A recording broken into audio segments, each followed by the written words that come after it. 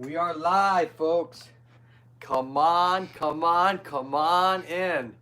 Let me tell you about what's happened to me today. I set up a little bit better than I did last night so you can actually see what's going on around me. Let's go ahead and get in here. Let me get into my little laptop here and get ourselves all connected with everyone here. If there's any questions at all that you guys have.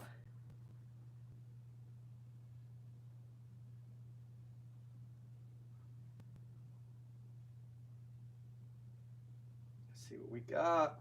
See who's in here. No one's in here yet. Let's see if I can turn up the volume on this. Alternative Tongues. Welcome, welcome, welcome, Alternative Tongues. Thanks for coming in. I'm going to go ahead and turn this volume down a little bit. Change the angle a little bit. I'm still in the poorhouse here, but I brought myself my large model that we can go over. I brought the knee just in case when we go over that, as well as hopefully get a bunch of people in here and get connected today. I strained my back, so man, I've been using good old-fashioned TENS unit, which I'm going to go over a little bit today too. This little TENS unit 7000 that I have, that I talk about in my actual YouTube videos when it comes to treating, in this case, some back spasms. When your back kind of goes out on you for a little bit. Even us professionals use trusty old TENS unit when we need to. Go ahead, if you can, shout us out, share us out. That would be great. We're going to wait here a few minutes and see who actually comes on board. Do you have any questions before we get started? As we're at it, I think I'm going to turn up the TENS unit a little bit.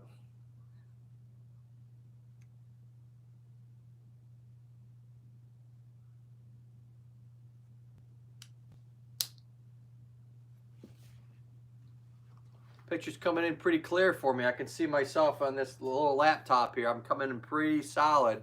You can hear me good. You can see me pretty good also. See if I change this a little bit. If I move this closer, do you actually can see it a little bit better? Whoops. I can see it a little bit better.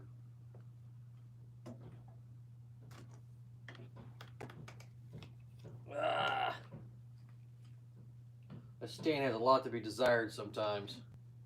Very easy to tip over if I don't watch out. I got 3 watching, 3 in the house right now. Beautiful. Come on in, come on in. We'll get started.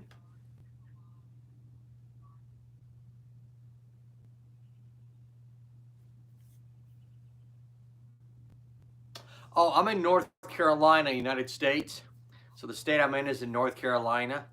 And it's cold here today. I mean, for May, I think it's like 70, but probably feels more like that air is cold. It probably feels like more like in the 60s. And the sun's being covered by the clouds. So, you know, North Carolina is known for its blue skies. And it ain't got no blue sky today. It's definitely cloudy.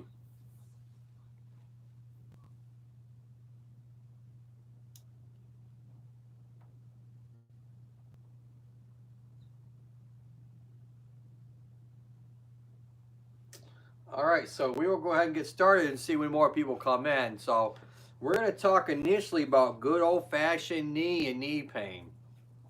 We also can talk a little bit about knee replacements too, because I know there's a couple people out there that want me to actually do a edited video with my boy Scully on the actual knee replacement. So maybe I'll talk about that a little bit today too.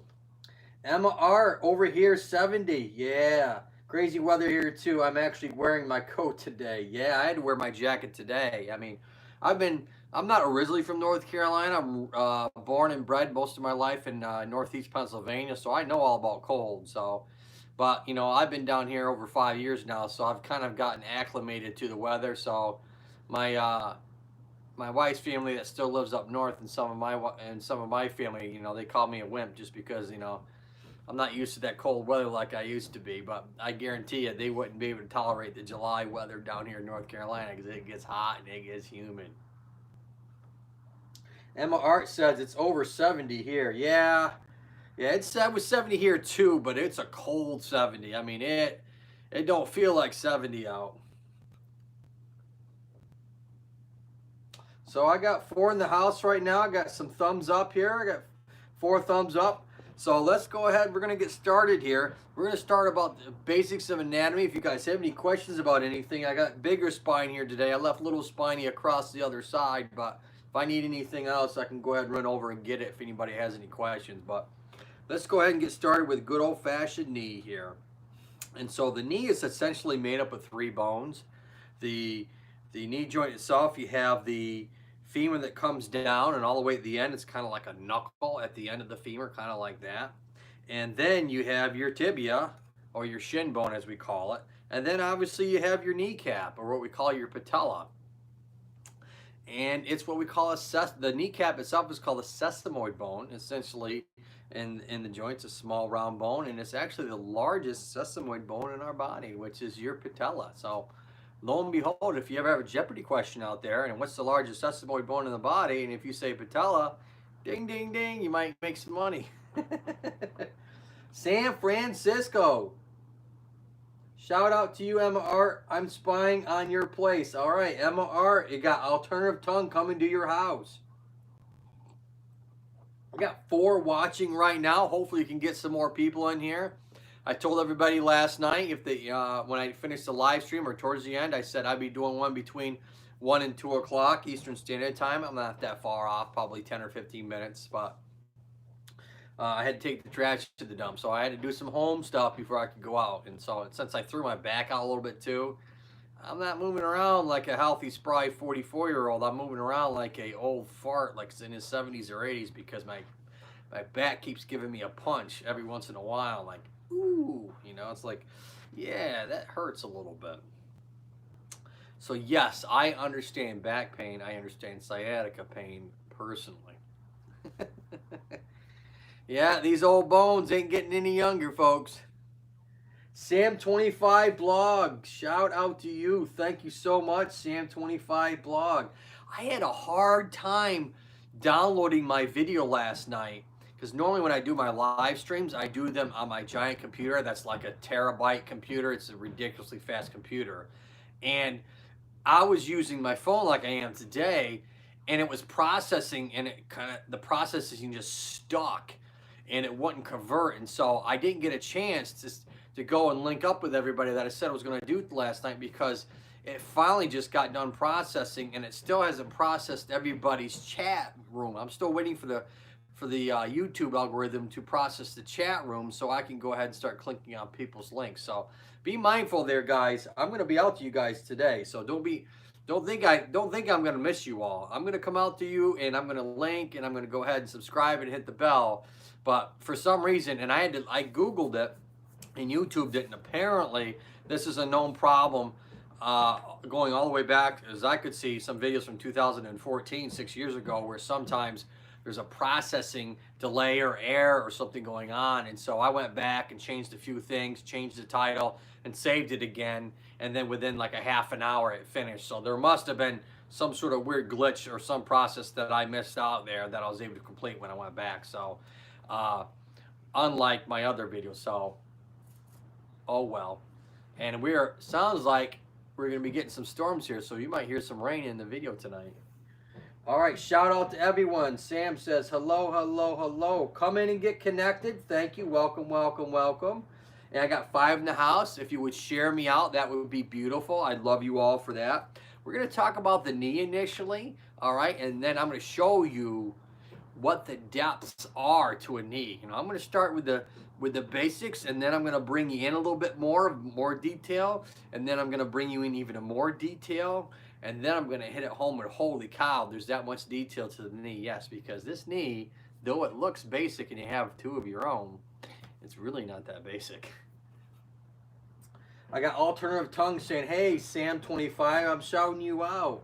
So I got some connections going on in here, and people are going to come in and out, probably if they're just using their phone or one device to pop out and then pop back in. So like I always expect that. So let's go ahead and start with the basics, like I was saying. So we have the 3 bones. We have the femur, we have the tibia or the shin bone. All right. You have the outside here. You have this fibula bone on the outside. Ooh, hear that wind blowing. And then you actually have the kneecap with the patella. And I said that's the largest sesamoid bone in the body. And you have on that kneecap, if you pull it back, and like on my model I can, which you can't do on your normal knee, it's got little grooves in it. See that? Woo, coming right at you. And those grooves allow the movement as you straighten and bend your knee. That kneecap has to glide over your femur bone, and that femur bone on the end of it has grooves in it that kneecap tracks, and what we call patellar tracking.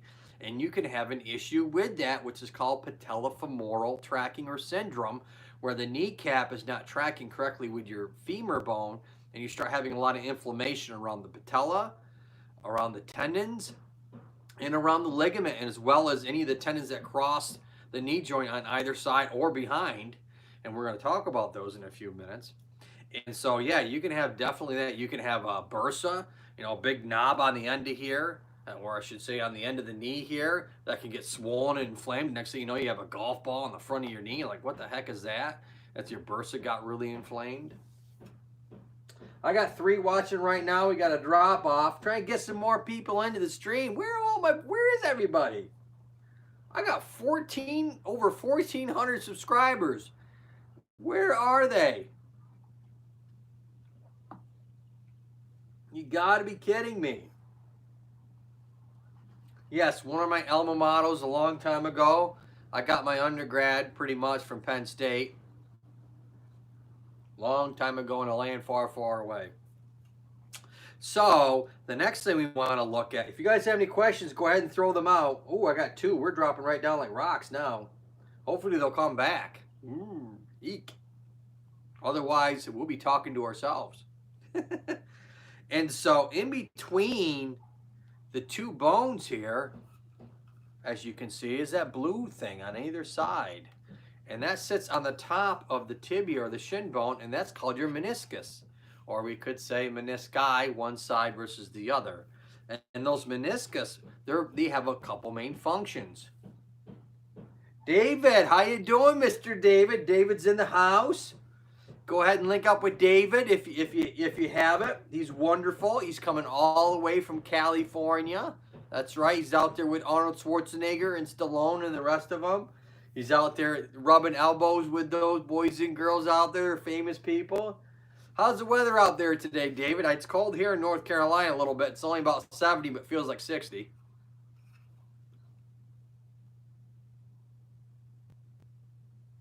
R3, healthy bits. R3's in the house. R3, what's up, brother? How you doing? Alternative Tongues is saying shout out to David. Hey, come out. I'm coming on over.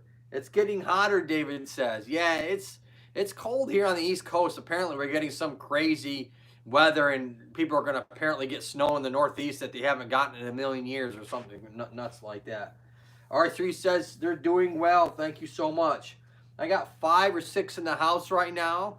We're talking about the knee here for a little bit, but I got Big Bertha here, and if there's any other questions that you guys have, I can go ahead and find. Oh, I also got the scapula here, or the shoulder girdle complex that I left from last night. So I'm going to leave that right out here. I'm going to slide this thing off to the back so I have a place for it. So if we need to pull it for anything, I'll kind of leave that up there. David says, Alternative Tongues, hey, how you doing? Alternative Tongues, we're going to get a shout out to R3. Man, oh man, we're going to get some. We're going to be doing it tonight. We got R3 Health. This is saying, hey, Emma, Art, how you doing? So we got some love going on in this place tonight. So hopefully you guys can really get solid and get connected. That would be really nice. Alternative says they're spying on David. David, you better watch out. You better get inside and catch your gun, because I think you got someone snooping around your neighborhood. Brett's Gaming Channel. Brett's Gaming Channel is in the house. Thank you so much for coming, Brett's Gaming Channel. We're talking about the knee. I got this the spine here, and I also have the shoulder blade that we're going to talk about. But we're talking about the knee. We want you to come in. This is live. Get connected. hopefully meet some new people. R3 says, okay, Alternative, how are you doing? R3 says, hey, David, how you doing? And so we're going to go ahead. We got 6 in the house. Hopefully we'll get some more. Give me a thumbs up if you like me. That would be awesome. Go ahead and shout me out. I would really appreciate that. And hopefully we'll get some more people in here. I think we will, because I changed my channel art last night like I told you I would, because I'm going to be doing live streams Wednesdays, Thursdays, and obviously Fridays. And I'm also trying to drop my video on Sunday, which is not going to be easy since I threw my back out. I'm going to try and do it for you folks. It might not be as good as my other ones. David says, R3 taking a peek at you. He's peeking. He's looking through. Hello out there. All right, so you guys are connecting. If you have any questions, I'm going to keep going with the knee. R3 doing great here. Pretty chilly here in Calgary. I envy your place. Yeah. California, apparently air is cleaner there now that you guys ain't driving your cars constantly.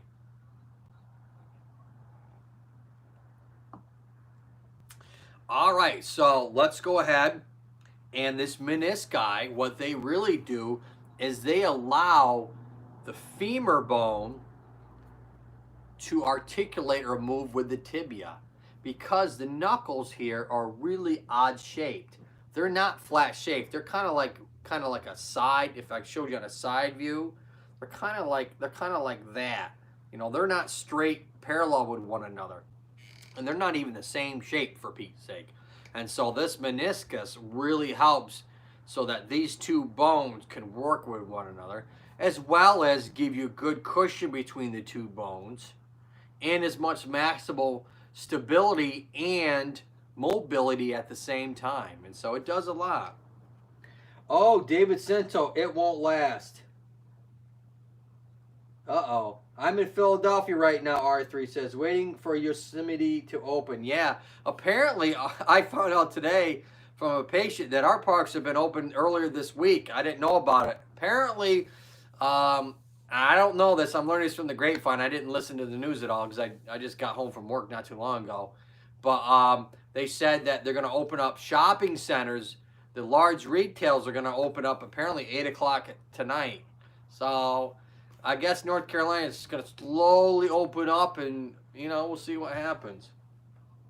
Alternative Tongue says, at David Pacific Grove is awesome. Make me want to go there right now. Yeah, David's got some really nice videos on different parks and different trails that he does. This guy's got an eye for the camera, so he knows how to shoot things. He does nice aerial views, nice monologues and stuff like that. So give David some love. He's really good. He's awesome. All right, so I got 7 thumbs up, I think, and I got 5 in the house right now watching. Hopefully I can get some more people in here. We will see. Hard telling. I hope to anyways. Let's see.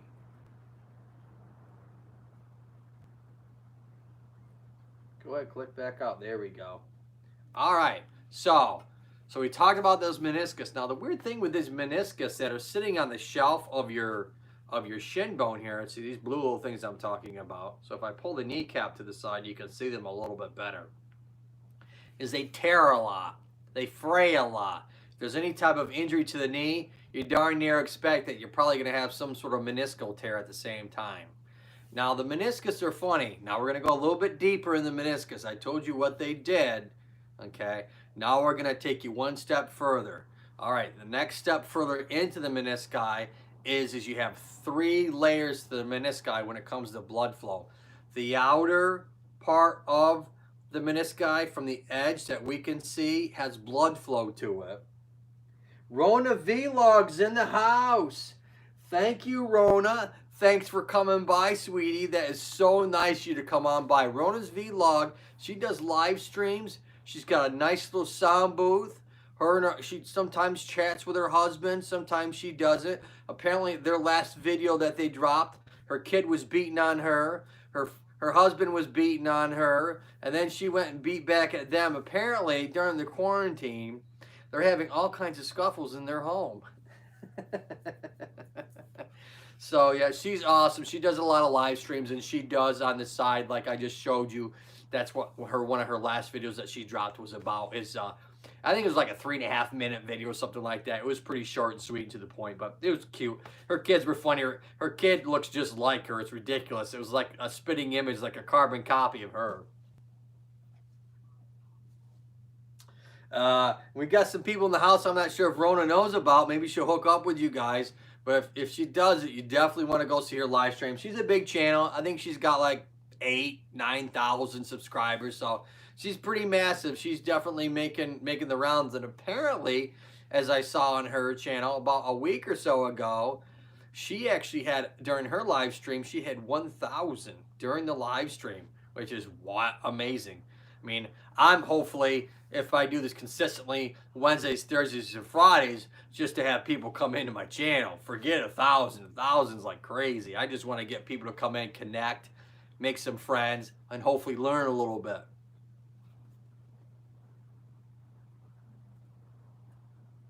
Why, thank you. Yes, I just dropped that snapping hip syndrome, Rona. Rona just gave me some love about the snapping hip syndrome. Yes. And so my next video this Sunday is going to be on treatment techniques that you can do at home for snapping hip syndrome. So I hope to get that skit out and start to actually video it this afternoon or tomorrow. We're going to cross our fingers. I bet you, depending on how my back feels, I'm probably not going to drop that video until probably Sunday afternoon sometime. Alternative says, thank you, David. Appreciate it. Shout out to Ronan. Yes, Alternative Tongues. She's, so I don't know where she's at. Well, I know I think she's Filipino, but I'm just trying to remember the beginning of her show. She kind of shows you where she's with her husband. I don't know if she's in the States or where she's at. But I think she's Filipino. But anyways. And so that's kind of her title of her show and stuff like that. She tells you, where she's from and where she is currently living with her husband and her kids. But she does lots of live streams, and if you want to hook up, you can go ahead. That's nice to do. R3, David says, hello, just gave love to you. So David, hey, R3, David just came over to your house and gave you a shout out. So when you get a chance, hopefully if you can, go ahead and watch one of his videos and give him a healthy comment and hopefully subscribe down below for him. R3 says, thanks, Emma Arts. And okay, David, thanks. Going to. So R3 is going to head over to you, David, right now and see what's going on there. All right, and so let's take one step further into the menisci guide. Like I said, we're going to go deep. I'm going to show you each layer to how much more education it takes and how much more knowledge that there is when it comes to something as simple. So you can understand just the basics, kind of like peeling an onion. You understand the basics, and then we go in a little bit further, and then we go in real deep on this particular type of structure that we're talking about. Love that set. Moved my studio to the garage.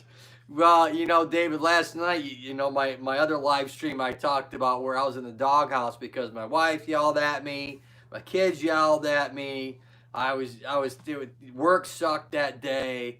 And I came home and I just went up into the doghouse. No sheetrock, no insulation. So I did low budget stream. My low budget stream did pretty good. So I'm like, what? Let me do another low budget stream. Maybe this is what it's all about. Zeldin Vlogs in the house. Hello, hello, hello. Come on in. Thank you for coming by. Thank you. Go ahead and get connected with our other wonderful people that are here if you aren't in it yet. Leave a wonderful comment. Definitely has to make sense to the video. Watch it long enough. I usually say if it's at least watch 30 to 40% of it. And go ahead and subscribe afterwards. Because if you don't do it that way, YouTube is going to consider that spam. And all it's going to do is go into that person's spam box. And until they figure out what's going on, they might think, this person never subscribed to me. In reality, you didn't follow the correct situation, and your information went into the spam box. Oh, we got Zeldin Vlog saying at David Cinto and at Alternative Tongue. Man, they are just coming right in with a grater and scooping them all up. Oh, even Rhonda Vlogs. I don't know if Rhonda's still here. 71619. Hey, what's up? What's up to you? What's up to you? I made my camera view a little bit better tonight. I'm talking about the knee initially, and then maybe we'll talk about the spine a little bit or the shoulder blade behind me. At Sam25 Vlog, hi. Zeldin Vlogs in the house. Go ahead and get connected. Leave a comment. Must be what it has to do with the video. Don't leave, just say hi and bye, because it's just going to go right into spam. That's what's going to happen. You're not going to get connected. Watch the video at least 30-40%. Then hit the subscribe button. That way your stuff doesn't go into the spam box. So I'm going deep into the meniscus even more here. So I said the outer side, okay, this 1/3 outer part of the meniscus has blood flow. Then there's kind of like an inner layer as we're going deeper into the center of the knee, that there's a barrier there where you got some blood flow and where you have just synovial fluid. And then once you get past that blood barrier there, you're all into synovial fluid and there's no blood no more, because blood and cartilage do not mix. Blood chews up cartilage like Pac-Man. So if you got blood going into the joint space, that's not a good thing. It's going to chew that stuff right on up, and you're going to have mega problems. David Cento, hey Zeldin Vlog, hi, back visiting you. So Zena Vlog, David is coming out to you right now. Savvy1619 is hopefully going to get connected here a little bit. Leave a thumbs up if you can. See what's going on. All right. Hopefully thumbs up. I love the thumbs up. If you can, shout me out. I'd love to have that too. Go ahead and shout me out. That would be awesome. So we're inside the deep part of the end part of the knee where the meniscus are at, and there's just synovial fluid, and that's what nourishes that joint. So if you have a tear on the inside of the meniscus, guess what? It ain't gonna heal. You know what's gonna happen then? You're probably gonna have surgery is what's gonna happen. Now there's all kinds of different types of tears of the meniscus. Let's go over a few of them right now. David, stepping away, TP post to my Instagram. Thank you so much. All right, David, hopefully you'll come back later on. Otherwise, thanks for stopping by. I hope there's no asbestos there. Nah, this house was built in 2006. There's no asbestos.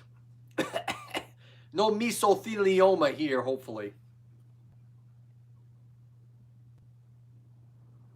All right, and so if we go deeper into the knowledge of what we're talking about now, this meniscus, we talked about the inner part has synovial fluid only.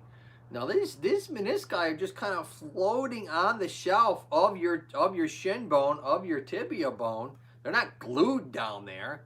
It has an outside membrane around this whole joint here. All right, it's got little what we call troughs that they call. All right, and they dissect down the meniscus into the medial anterior horn of the meniscus. You have a medial posterior horn of the meniscus. You have a lateral. So there's all kinds of breakdown to the description of the meniscus. So they do that. So when you tear something, they say, all right, it's the medial horn of the meniscus. You know right where they're talking about. So we're breaking it down, getting you even deeper into describing something going on within the knee joint.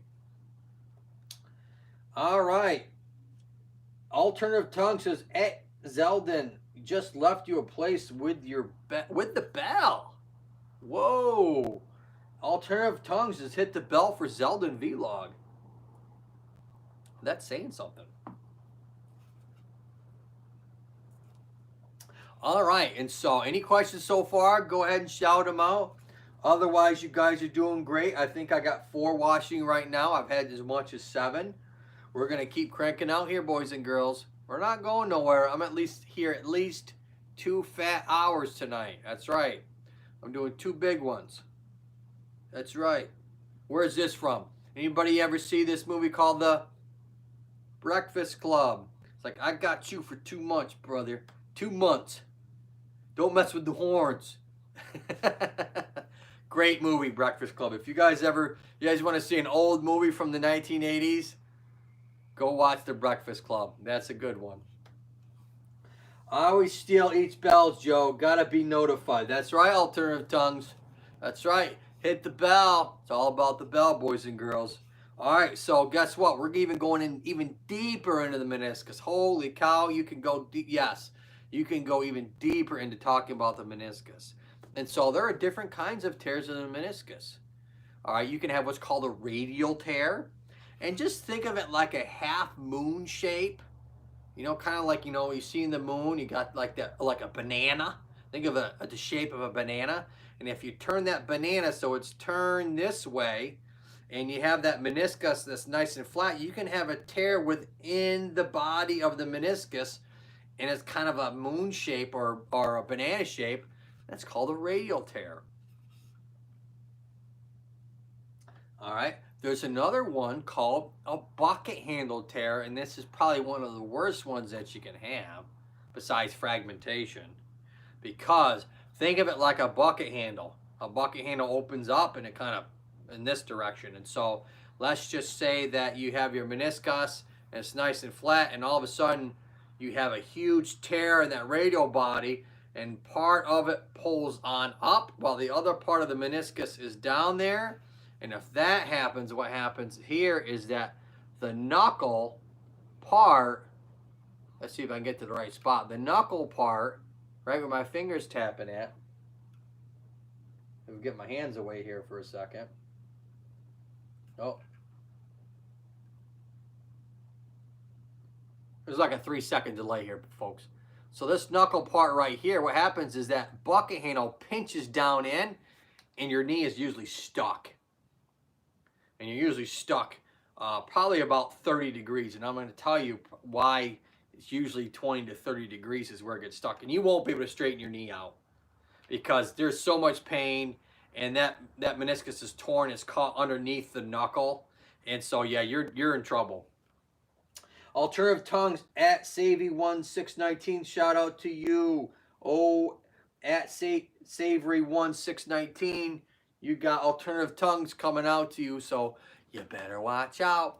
Better not cry. I'm telling you why. So that's a bucket handle tear. Very painful. Now let's say why. Why does it feel good if I hurt my knee that I like this little bend here about 30 degrees? And that's what it is. It's about a 30-degree bend. The reason for that is it's the most space that you'll have between your tibia and your femur bone. The most space that you'll have between these two joints is about 30 degrees. And so, you know, if you have lots of swelling in there and it's building a lot of pressure, the more space you can have between the two bones, the less pressure you probably will feel because there's more space there for the fluid to be able to kind of sit in. But if you try and print straight out or try and flex more, ooh, man, that's going to give you a lot of pain. And so we don't want that at all if possible. So that's a nice 30-degree bend. I got 3 in the house. I got a big drop-off. A lot of people have left out, and that's okay. Alternative tongue says, at Savory1, can't find the place. Well, make sure you got it. I mean, there's 2 V's, a Y, an O, N, and E. So make sure you got it spelled just right. Otherwise, it might not come up.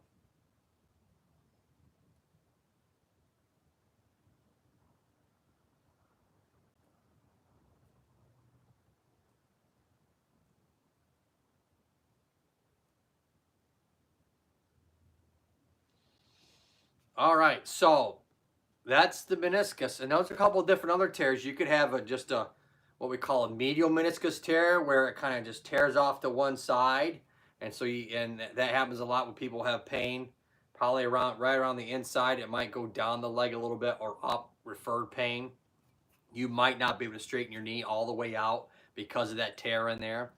You can have what's called a happy triad, which I don't know why they call it happy, but I understand the triad part. What's going on, Average Joe? God on MCOM is in the house. What you doing, brother? I saw your video here not too long ago. You're in your car. Yes, I don't think anybody's wearing a mask in the car. I love the whole sneaker thing that you talked about where everybody had to go to Foot Locker or wherever it was at and buy their new Nikes. You know, burn a hole in their pocket is what I said. God forbid they save 10 cents, you know what I'm saying, for if it gets worse out there. No, they get that money, they got to burn through and get a new pair of $150 sneakers that they probably don't need. And you said down there in Mississippi, you know, you don't need sneakers. So go ahead and get connected here. Hopefully you got some people that you haven't been connected with before. You got some new people in the house. Zeldin Vlog is fairly new. At 25 Sam, excuse me, at Sam25 Vlog, they're new last night. God Onicom. Oh, okay. Ooh, that's a tough one. All right, so we were talking about the meniscus here. And so I talked about what's the heck's the happy triad. A happy triad is this. It's where you tear your ACL, your medial collateral ligament, which is this ligament that goes from this bone on the inside on your femur, what we call the condyle up here in this part, all the way down. I got a shout out from Alternative Tongues to God on Com right there, all the way down to the tibia. And so you have that medial collateral ligament that gets torn or ruptured. You have your anterior cruciate ligament or the ACL, and you have your medial meniscus. They both get torn at the exact same time, and that's called a happy triad. And I have no idea why they call it happy, because it's not happy. It's very sad. It should be called the sad triad because that person's going to have surgery immediately. See at times with football players or some sort of sporting event, it could be baseball, where they're where their foot is pivoted, so they're pivoted a little bit, and then they get hit, and that just blows everything out. I guess you could have an MMA too, or because they do all types of beating up on each other, kicking and sweeping and all this other nonsense.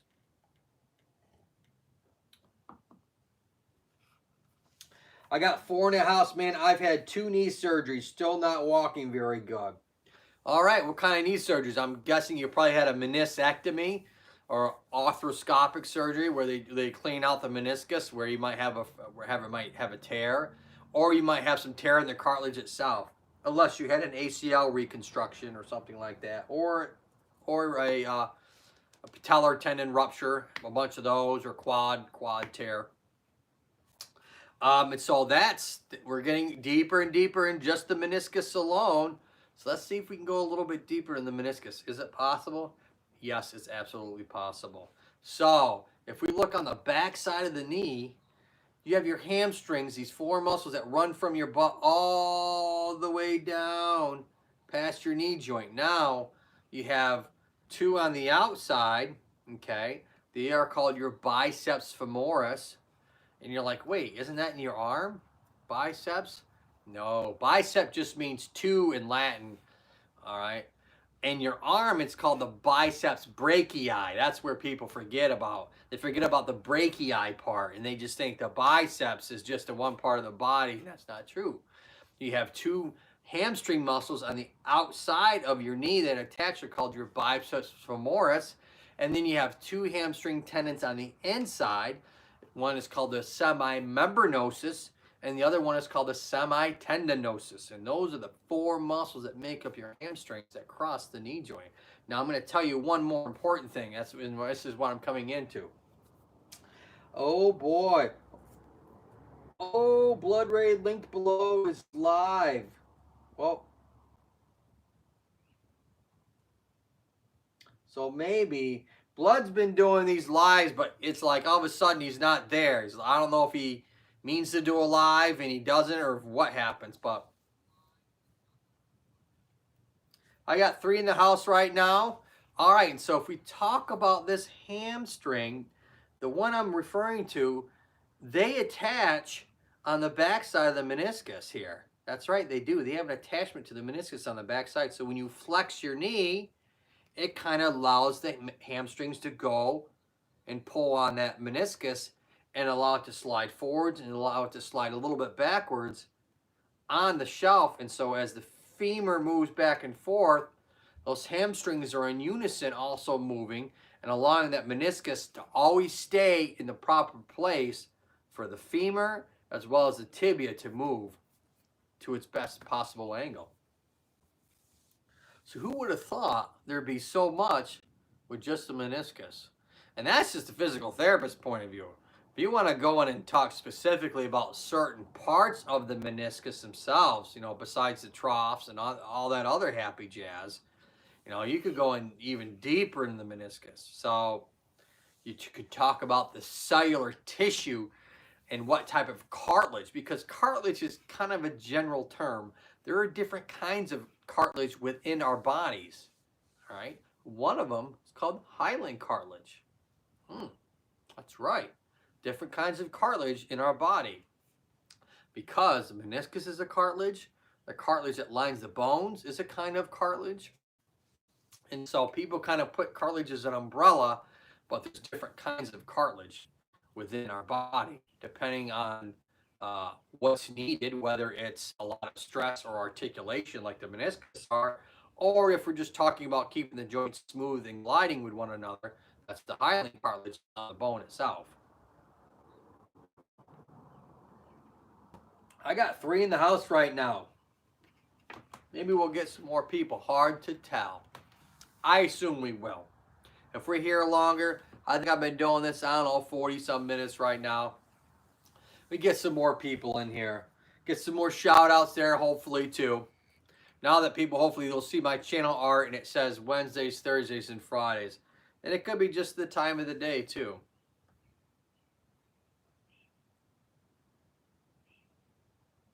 All right, the next thing we're going to talk about here is that hamstring, the semitendinosus hamstring, comes all the way down and attaches on the inside of the knee here. So it's a very long tendon. And tendons that are very long are more apt to get inflamed. Now, the driver sensei. Hello, host. Hello, the driver sensei. How you doing?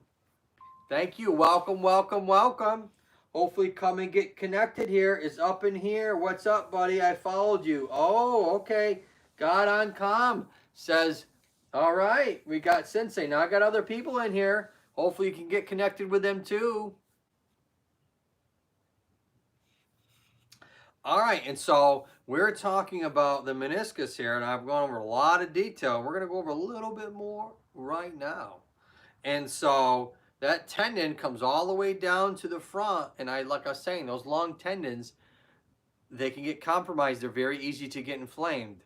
And the bursa, or bursae, however you want to describe it. Oh, dry. Okay. Let's give our Mr. Average Joe a thumbs up. Yes, I'd love to get a thumbs up from you all. Go ahead and shout me out if you can. We'd love to get some more people in here. I've had 7, 8 in here so far. It all really depends. But that's what I've had right now. People coming in and out because they only have one device. So be mindful of that. They might come back in after they watch a 2 or 3 minute video. So stick around for a little bit, as well as you might learn something. Or if you have any questions, I got spiny here. I got the shoulder blade behind me, as well as I'm talking about the knee right now. And so I'm going into how deep things can get inside your knee joint. Alternative tongue, I took Ed Cotton bike with his bell. Cheers, give safe. All right, so alternative tongues went over to you there, Mr. God on comm. Driver Sensei, I'm listening to you. I know about some ACL, MCL, and all types of injuries. Oh, you do, huh, Driver? All right, so she said the MCL, the medial collateral ligament, the anterior cruciate ligament. Technically, the cruciate ligaments technically do not cross each other. Now, if you look from this view, they look like they cross each other. But when you look down in an aerial view, they actually don't cross each other. From a top-down viewpoint, they actually don't. So, oh well, not all the names are correct. And so, hence, they don't cross. So, not cruciate means cross. But that anterior cruciate ligament keeps the knee joint from gliding forwards on itself. R3 is in the house. Emma, David, bend your place. R3 is scooping you guys all up. You better go see R3. All right. No. His name is pronounced Godanikam. Sorry about that, host. He is a fellow Uber driver like me. Oh, my bad. Godanikam. Boy, don't I feel like an idiot. Sorry, sir. Oh, well. No one's perfect.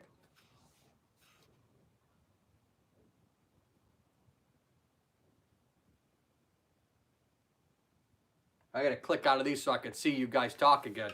All right, so she talked about the ACL, the MCL. Okay, so that's all she said. And so if we talk about this tendon that comes across here, and every tendon has bursa. There's a lot of bursa in the knee joint because all these tendons cross that knee joint at different spots to help it flex, straighten, and pivot a little bit. Hey, the driver sensei, R3 says, hey, I might be coming over to your house there, driver. The driver says, COM stands for come on, man. No, sir, me. Just giving a friendly change. Oh, that's okay. You know, I'm all about learning. So if you get busy learning or get busy dying, one or the other. Driver sensei, you R3 healthy. How's it going, buddy? All right, and so if we get pain down in the inside front part of the knee or off to the side, there's 3 main tendons in that area.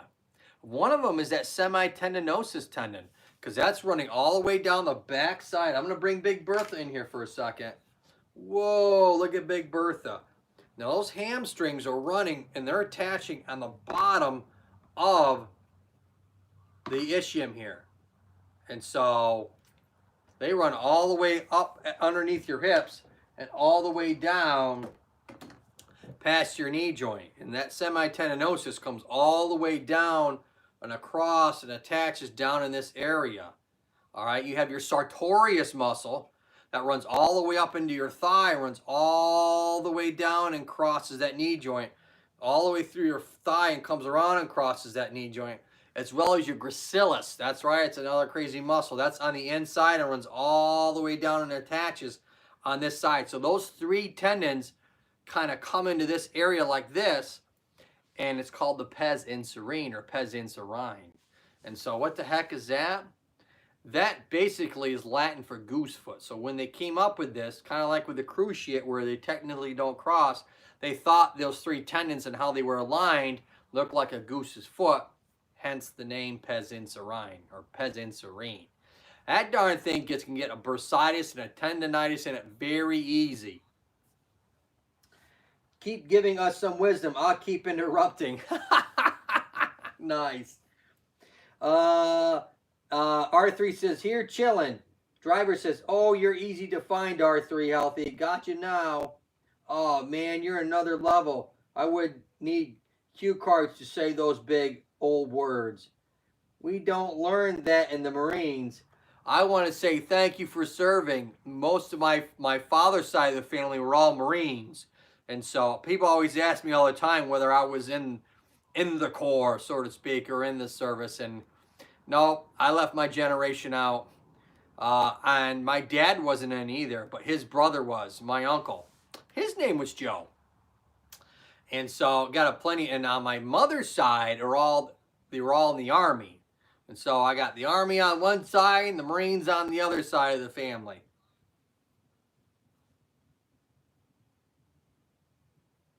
All right, so the next big thing we're going to talk about here is that inside of that knee. And so I have a video on the knee in my playlist that talks about pes inserine and pain on the inside, different taping techniques and TENS unit and stuff like that, and exercises that you can do to help reduce this pes inserine issue. Driver said, oh, thanks, buddy. Oh, rah. Oh, ooh-rah.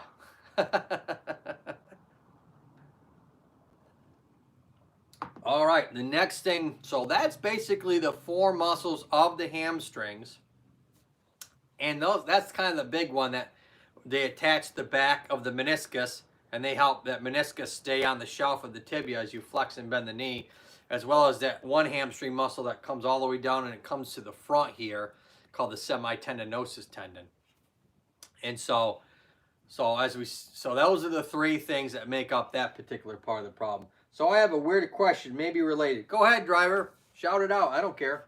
I'll hopefully be able to answer it. If I can't, I can't.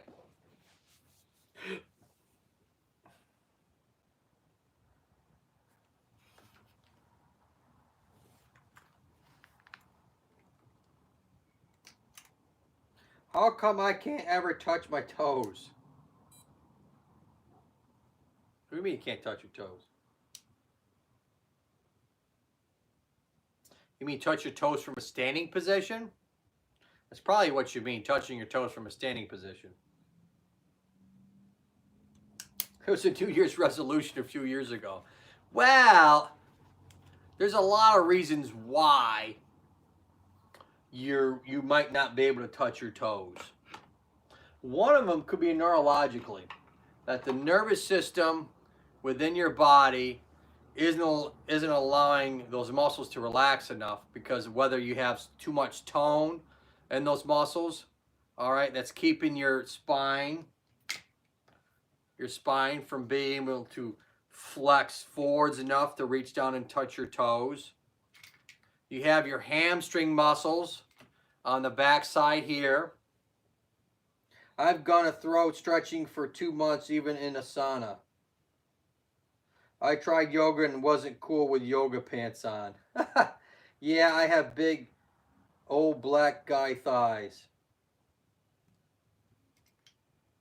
That just means you can probably kick really hard. And so those hamstring muscles, like I talked about, are way up here. And so if they're tight at all, they'll affect the ability for you to flex forwards, as well as any of the ligaments. If you have tight ligaments in your spine, all right, that's really a non-connective tissue. Those ligaments are essentially holding your joints together. That holds the bones on bones together, those ligaments do.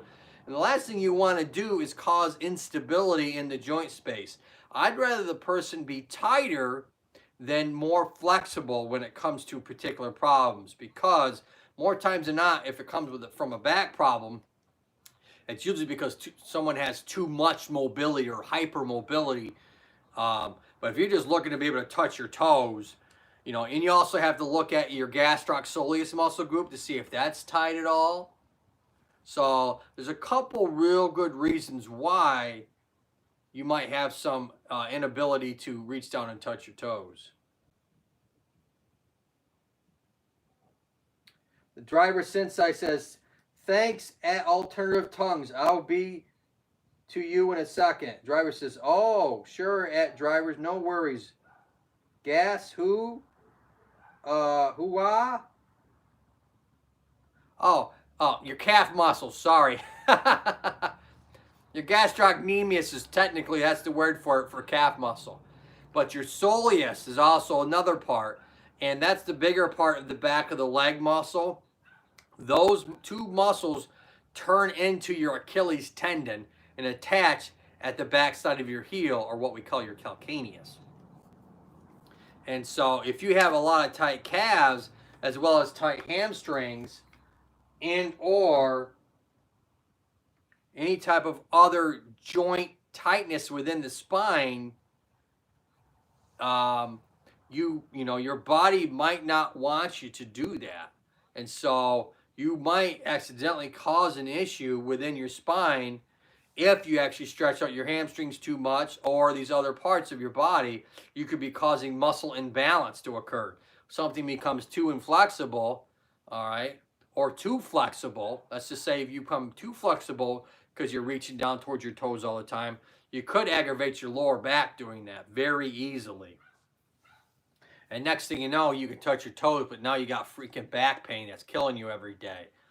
It wouldn't be worth touching my toes if I had back pain every day. Driver Sensei, I was able to gain a little flexibility after 2 weeks of yoga, but I can't get there, even weighted stretches. Oh, buddy, don't want back pains. Yes, you know, you might be barking up the wrong tree. You might be looking at giving yourself a problem, you know, and unless you have a functional reason why you need to touch your toes, which I don't see one at all, not in any circumstance. I mean, there's plenty of ways to get yourself in certain positions, you know what I'm saying? You don't need to touch your toes. And so the reality is, you know, if it ain't broke, don't fix it. R3 alternative, that banana bread is everything. Nice one. I love me some banana bread. Nope, just made it a crazy goal. Well, Driver Sensei, I'm telling you right now, as a physical therapist with a lot of experience, I would say leave it alone.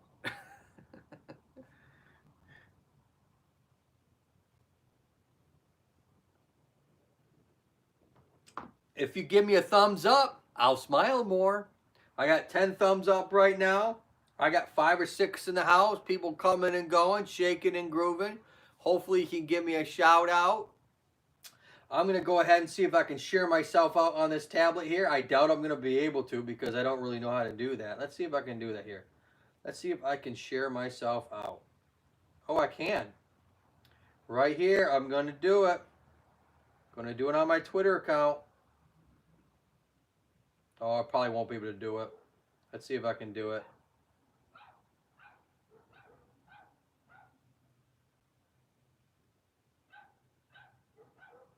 Let's see. Did I shout it out? Hopefully I shouted that out. See if I can get back out. Oh man, that's touchy. Let's just do the arrow.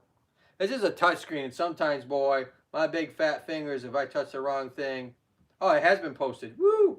All right, so I just tweeted ourselves out here, so maybe we'll get some more people in here. Let's go ahead. We're going to tweet myself out on Facebook. Oh, no, can't do that. I don't know my password right off the top of my head. And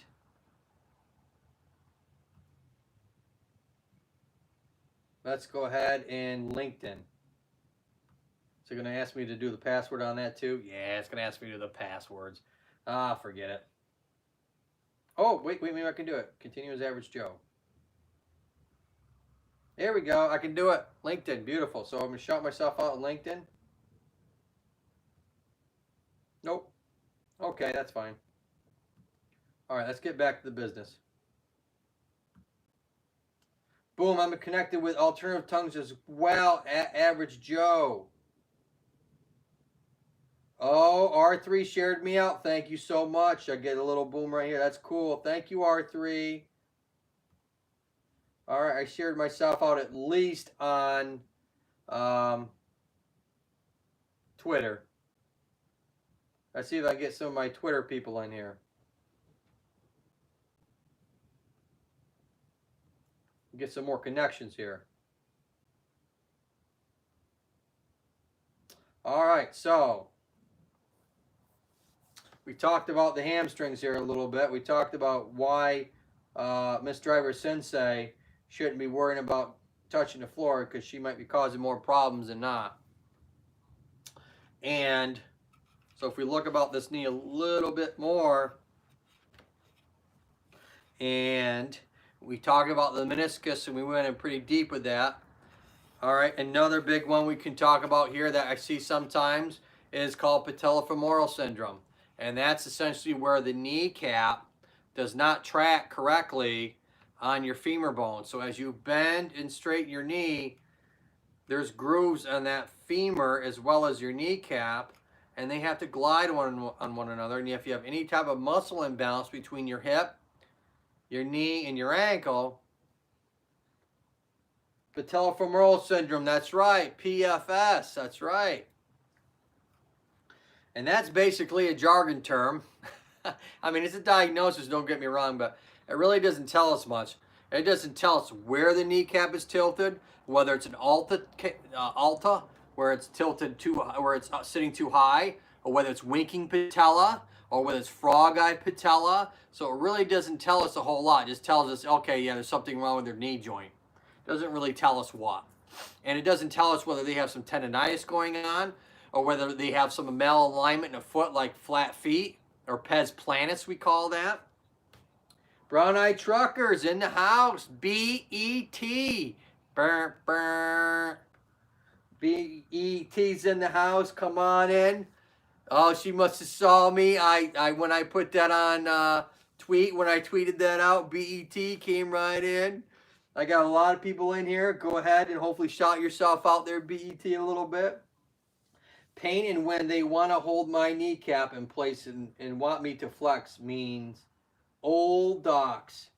Yeah. The old the old kind of grind test, or the apprehension test, where okay, yeah, they're going to hold that kneecap and they're going to have you flex your quad down at the apprehension sign. Yeah, that's not a very comfortable test.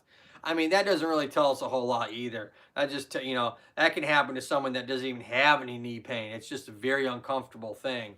Just like, if you start digging into the front of here, where someone has maybe a bicep issue going on or a pec issue going on, that's not very comfortable, no matter if you have a problem or not. Or the first rib that's underneath your clavicle. If you start poking in on that because maybe someone's having some rib issues, I mean, that area is very sensitive to begin with, no matter if you have a problem or not. They did it to make a Marine twitch. Probably. Doesn't really tell you anything. Some of these docs do like what we call a straight leg raise, for a back problem. That doesn't really tell us a lot too. Just, if they already, if the person's got sciatica symptoms, it's going to be pretty obvious. You ain't got to do a straight leg raise, but I guess you can do it to reaffirm, oh yeah, it's a positive straight leg raise, or it's a positive cross straight leg raise, or it's a positive slump test. A couple of different types of tests that you would for the lower back. I mean, you can do them, but the person's got symptoms, it's pretty obvious what's going on. I mean, those tests you can do to confirm, but they're not the end all, the be all.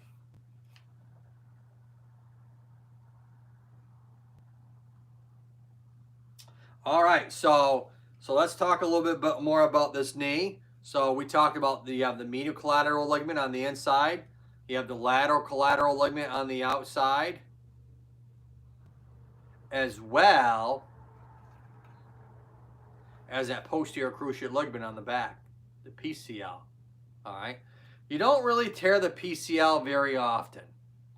And that's because you don't get a lot of translation of the femur going backwards. That would mean that your tibia would have to be braced while the knee got thrusted backwards and tore the backside of that ligament. Now that can happen, let's say in a car crash, where your legs are braced underneath the dash and somehow that knee gets driven backwards. That's a classic case where you could probably rupture your PCL. What? Posterior cruciate ligament. That's the other ligament that's in the inside of your knee. You have the ACL and the PCL. And they basically design so that your knee doesn't slide forwards off the shelf of the tibia bone or slide backwards on the tibia bone. The driver says, let me do this to see if it's broken test. Yeah, pretty much. Ha, got it. I got ligament. I got ligament. And so those are basically the four major ligaments of the knee. Excuse me.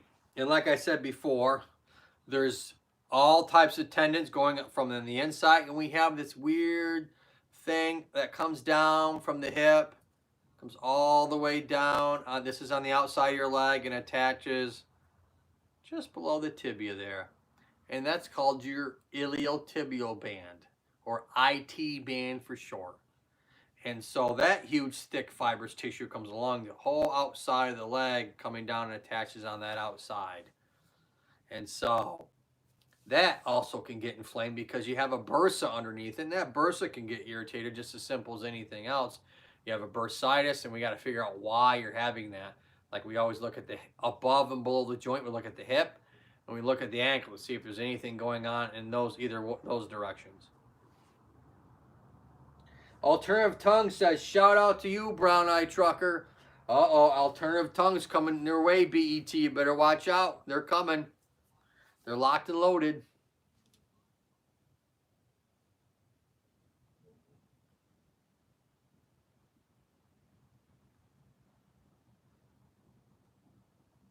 Christine in the house. Hello, hello, hello. Thank you for coming by. Welcome, welcome, welcome. Come on in. We're doing some shout outs here. People going in and getting connected. I'm talking about the knee right now, but there's a lot of people that are coming in and out right now. So if you wait a few minutes, they're probably going to come back in. They're just watching other people's videos. DJ Hurt Escobar, come on in. Come on in. Thank you for coming by. Thank you, thank you, thank you. I'm doing my lives now on Wednesdays, Thursdays, and Fridays, and hopefully dropping my edited videos on Sunday. We're talking about the knee, but if you have any other questions, we can talk about other stuff. Give me a thumbs up. That would be wonderful. If you can, give me a shout out. That would be great too. I'd much appreciate that. And hopefully we can get connected with some people in here. DJ Hurt says, that's great, host. Share you out. Thank you, Crystal. And so the next thing we're going to talk about here at this knee joint is that IT band. And that thing can get inflamed all the way down here. It's way up at the hip. The IT band is way up here on the outside. It's attaching up here and going all the way down the shaft of your thigh. You know, if this femur was a little bit longer, you know, it'd probably be more like that. And so you can get the inflammation around that particular knee joint. And so we got to make sure that what's happening here is that we're not getting a lot of kneecap tilting that we talked about earlier, that PFS, as my girl Driver Sensei said, or Patellofemoral Syndrome. You can get some lateral tilting that causes a lot of tightness and inflammation along that IT band. And what we got to do is work on mobilizing and moving that kneecap and stretching out that IT band and pulling that kneecap over.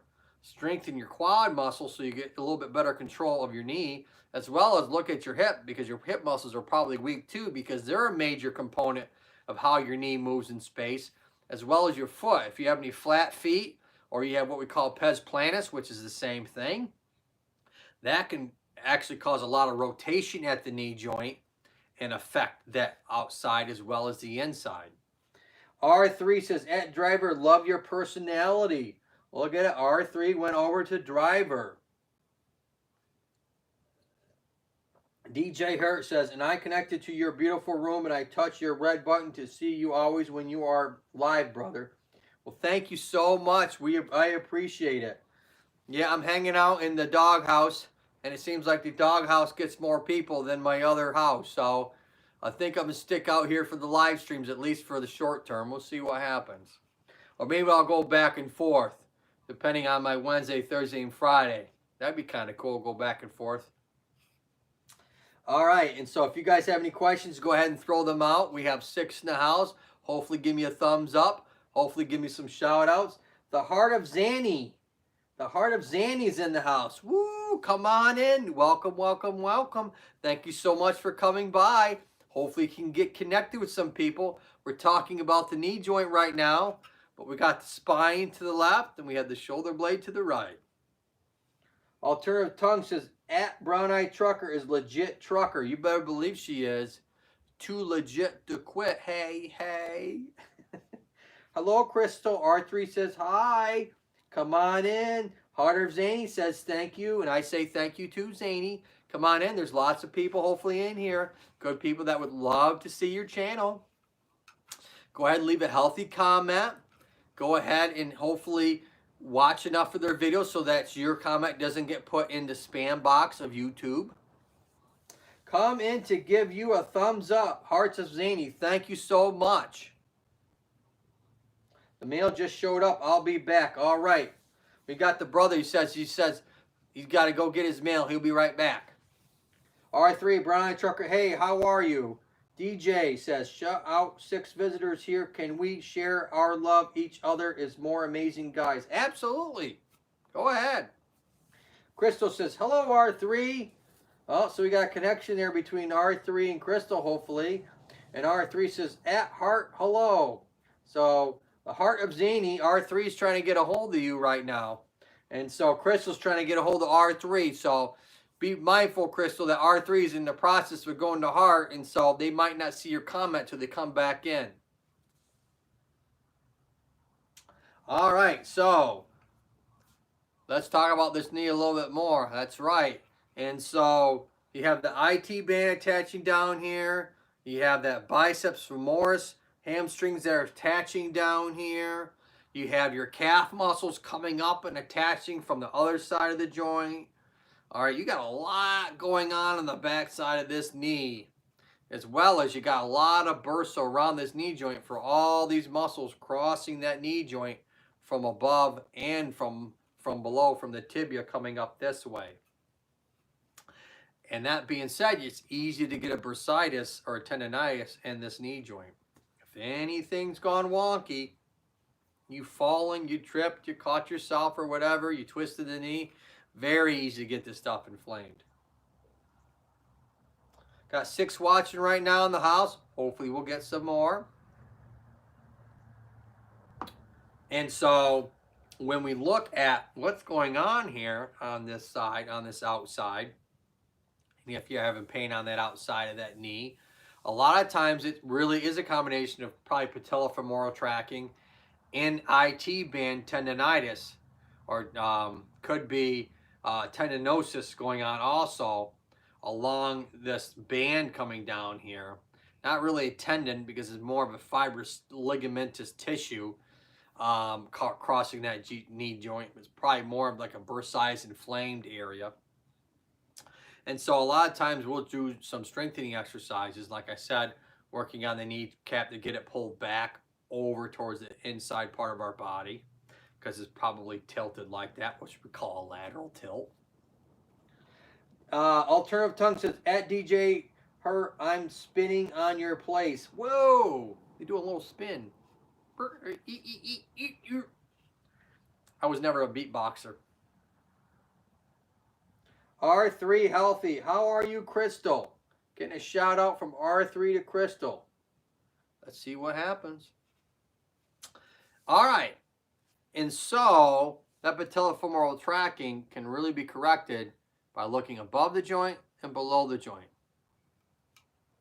So that's patellofemoral tracking. Talked about the tendonitis, pes inserine on this side. We talked about any of the bursa on the back side or the front side can get inflamed. We talked about any of the tendons that can get torn, as well as the ligaments that can get torn.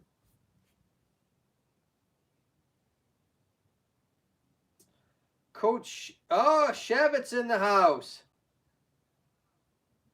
Come on in. Welcome, welcome, welcome. Thanks for coming by. We got some people in here. We got 8 in the house right now. People coming and going. Zooming like traffic jam here, people. Hopefully you get some more people in here and show some more love. So I'm just finishing up the knee joint here a little bit. We went really deep on the meniscus early on in the live stream.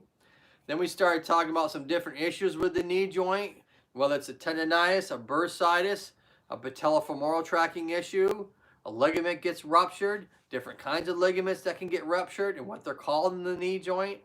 Obviously, I didn't do this to exhaustion. An orthopedic a surgeon could go crazy even more.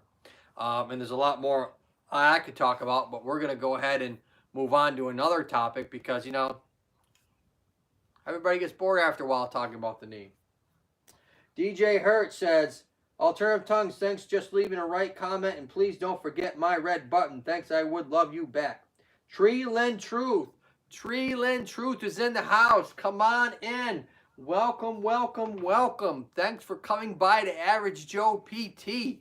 We are just finishing up the knee joint, and we're going to start talking about the shoulder blade a little bit. I'm going to bring this on down here for us. Going to pull it right off the stand, and we're going to talk about this thing called the shoulder girdle complexes, which is what I'm holding up right now. Driver says, hello everyone, and don't forget to give at Joe PT a thumbs up. Thank you so much, Driver Sensei. That's very nice of you to say that. There's a lot of people in here, 7, 8 people coming in, giving some love. It's beautiful. So I want you guys, if you can, shout me out. Give me a thumbs up. I would love it. When you go to other people's channel, please give a healthy comment. That I had a phone call. That's what happens when you get a phone call and all of a sudden your phone freezes up, which is your camera. Awesome, I'm a mess. Tree Lynn Truth says, new spinal injury. Yay, lots of laughs. Oh, God. Yeah, I tweaked my back today, so I'm using my TENS unit. The TENS 7000. We can talk about a little bit if you want to. I tweaked my back earlier today, and it's probably going to be a mess for who knows how long. At least probably 3 or 4 days. I can't use one. Wait, you have a pacemaker? There's really only a couple of reasons why you couldn't use a TENS unit. So does shock therapy actually do anything? Yes, it does. Chevette says, I want to know about that device. All right, so I'm going to move off the shoulder blade for a second because they want to know about this device. All right, and so this I've used a lot on my different videos. Talked about it. Host, what is the nice to do if you have back? What was that the nice to do if you have back pain? No, I'm a genetic mess and have sensory issues from vaccine injury. Oh, okay. Yeah, if you can't tolerate the sensation of vibration or something like that, you won't be able to do this. You're right. My godfather has an electronic ad belt and placed it on his back. Is that wise? Hard to tell. There's a lot of reasons why. You wouldn't want to do this constantly. I mean, if you have chronic back pain, there's a couple of things that they could do. One of them is called if you have what we call failed back surgery or just failed, whatever conservative therapy was done, they could do what's called a dorsal column stimulator, or DCS for short. And where do you buy it? Well, let's start out by this is the 7000 series. If you go on to my back playlist, I have a link in to show this particular TENS unit. A couple of my pain management video that I did has got this in there. It's a 7000 series. And this you can probably pick up for, I think, like 20 bucks or 25 bucks on Amazon. TENS 7000 series. TENS stands for TENS. It's an acronym. It's called Transcutaneous Electric Nerve Stimulator. And it's exactly what it says. You know how it describes. It's transcutaneous, so it's at the skin level. You're not inserting it into the spine like a dorsal column stimulator would be. I'm a big fan of modulation mode on the back because that gives you a nice vibration that kind of comes and goes. And that's kind of nice. You want abdominal belt, sorry. Yeah, I've seen those before. It's essentially a TENS unit, but it's just easier to apply because the pads are hooked to the actual belt itself. You could easily take the pads and put them on the back there. The belt, you have to watch out because the belt is giving you some support for the spine. And if you start using too much bracing, whether it's a belt or whatever, then the abdominal muscles and the sensory system is going to get used to that, and it can weaken your abdominals and your spinal muscles over time, and that's not a good thing. Shout out to our not so average but awesome Joe PT. Thank you so much at Alternative Tongue. That's very nice of you. And so let's talk about where can you buy it? So that's where you could buy it. Suge Knight works for inflammation. Suge Knight? Works for inflammation. Oh, okay, that's kind of, yeah, there's all kinds of different types of foods. Turmeric and stuff like that can work on inflammation. And I'm not hungry yet though. Nicole. Nicole's in the house. Hi Nicole, how you doing? And so I'm using this particular mode. And if you get a TENS unit, the electrodes or the pads with the wires on the end of them, make sure you put them in the refrigerator afterwards because it helps keep the adhesive a lot longer. Make sure you don't have any lotions or anything like that on your skin so that you don't wear the adhesiveness off the electrodes. This is a basic 9 volt like they're all. They're 9 volt on the back. Pulls right off. This one has a nice 20-30 minute timer on it so that can shut off when needed. And it beeps, beeps, beeps, and then it just turns off after a while so that you don't wear the battery out. See here, that beep, beep, beep. So it finally went beep, beep, beep. This unit probably 10 years ago, a company called Empi was selling these types. Now this, not this specific one, they had Empi, but essentially it's the same kind of unit, did the same stuff. They were selling these things for $700-800. Company went out of business, went bankrupt or whatever, went belly up with the housing market, went boom, went crashed, and everything else did. The Great Recession, they call it. But now you can pick these up, like I said. On my link, 20-25 bucks, I think. There's a couple different kinds. I just use the 7000 series. R3 says, hello, everything. Hi, everybody. A stone only found in Russia has a lot of carbon in it. Well, the good thing is we are also made of carbon. Hence the word stardust. We're made of stardust. Oh, colon cancer. Rush by. R3 says, hello, Nicole. So Nicole, you might have a new connection here with R3. I don't think Nicole is a creator. I think she just comes to the channel. So she might subscribe to you. I don't know, but I don't think she has any content herself. At Treeland, hello to you. R3 says hi. At Treeland. All right, guys, you guys go ahead and get connected. Keep getting connected. I'm going to be right back. I'm going to get myself something more to drink so my vocal cords don't dry out.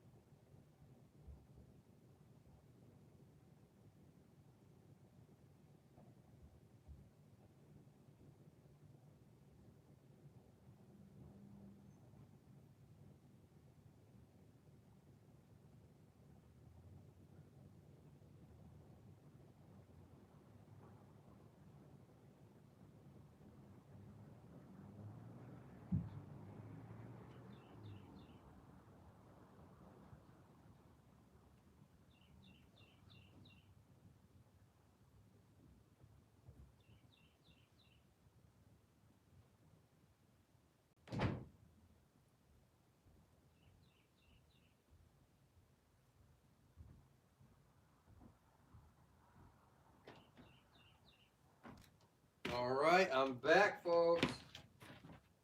Hopefully got some people that haven't left here yet. Hopefully getting all connected in here.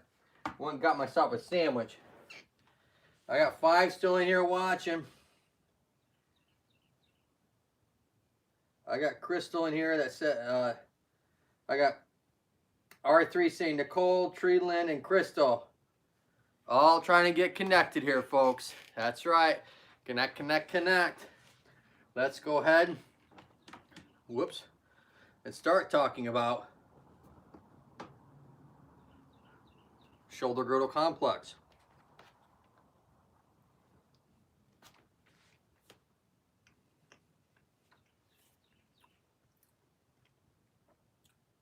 Still here on the background. Thank you, sir. All right, and so when we look at the shoulder blade here, the ball and socket and the collarbone or clavicle. These 3 bones, like I've said in the past, make up what we call the shoulder girdle.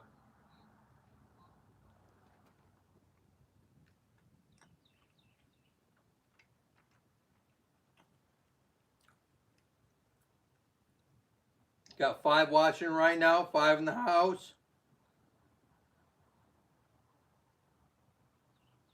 And so as you raise your arm up, this ball drops down. Now, like I've said last night, there's a main rotator cuff tendon called the supraspinatus that attaches on that front side here, on the side. If it gets inflamed enough, it'll refer pain down your arm and even into the elbow and feel like it's really deep. Think that it's the elbow's the injury, and it's actually not. It's actually way up in your shoulder.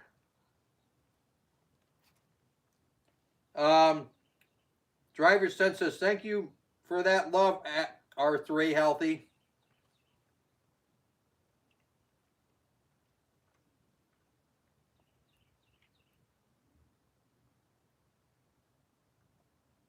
Got these pop-ups. These pop-ups that I don't need and don't want. And so, people don't realize it, but you're really, this whole thing is only attached at your sternum.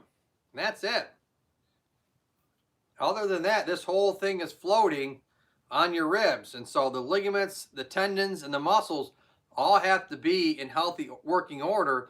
Otherwise, you start having shoulder pain and shoulder blade and pain down your arm all over the place just because these 3 bones aren't working together correctly.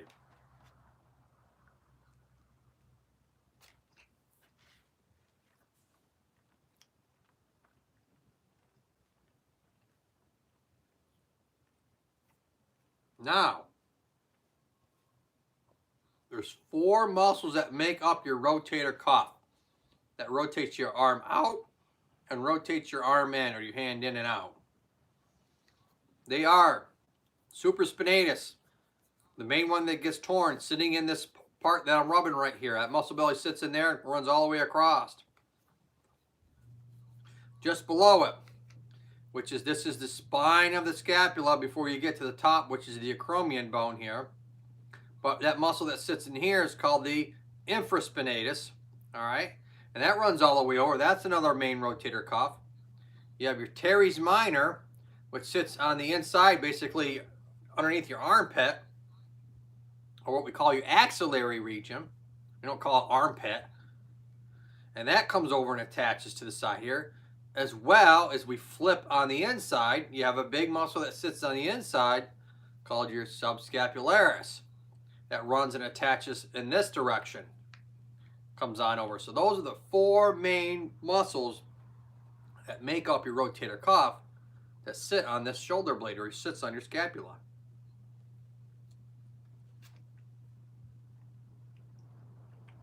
Now,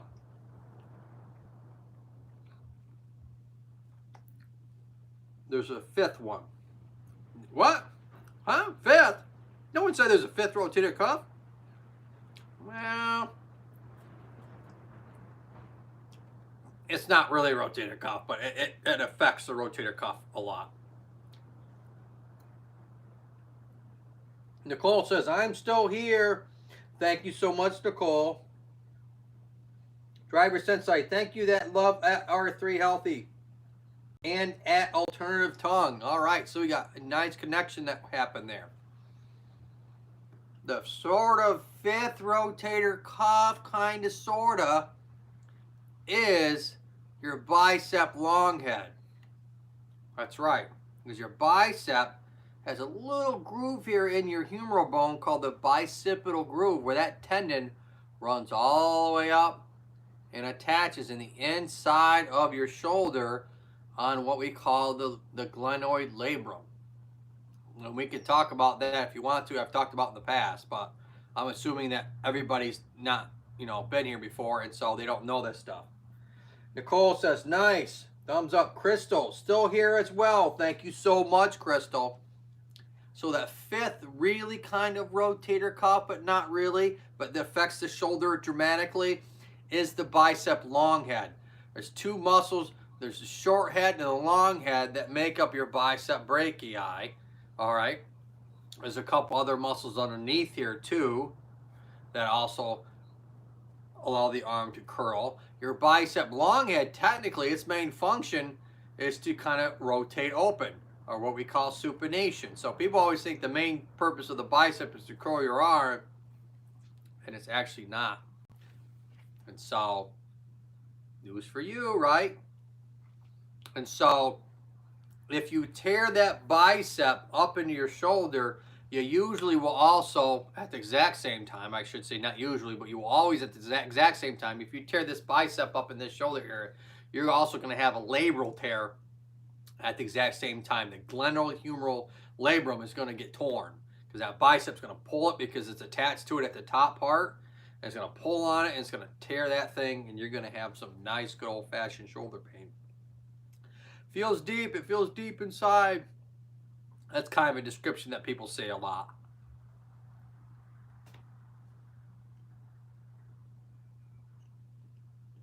Nicole says, on my channel, I'm going to work on my playlist. That's a good idea. Because watch time, you can't do it without playlist.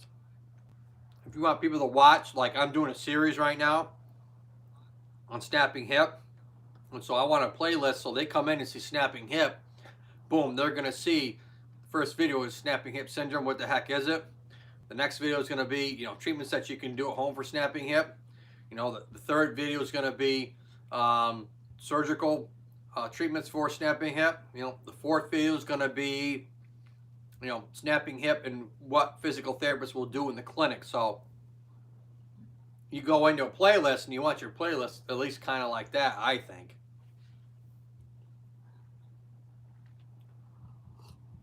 Alternative Tongue says, hello at Crystal and at Nicole.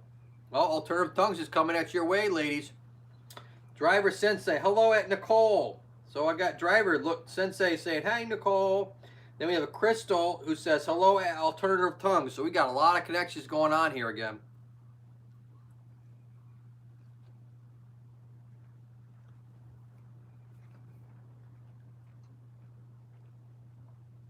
Now, when you tear that labrum at the top, like I've said before, and I have a video out there, it's called a slap tear. SLAP stands for superior labral anterior posterior. Now you can also tear another part of your labrum too. There's another part on the bottom that you can tear. It's called Bankart lesion. So that's another part that you can tear. You can tear any part of this labrum. Just the classic one that gets torn a lot is the one on the top.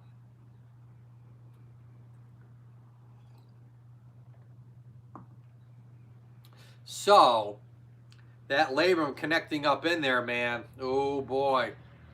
You tear that from that bicep and boom, more than likely you're going to have surgery if that's a trauma based, where they're going to have to probably cut off that bicep, reattach it in this area here. Okay, that's called biceps tenodesis. That's what that technically is called. They'll probably either shave or trim back that tear on the labrum. They might sew it depending on if there's anything that they can sew, depending on how bad it's torn. And they'll look to see if any of those other rotator cuff muscles that I talked about earlier that sit on the shoulder blade, if any of them are torn. So that surgeon's going to have to look around and make sure you haven't messed anything else up besides the obvious.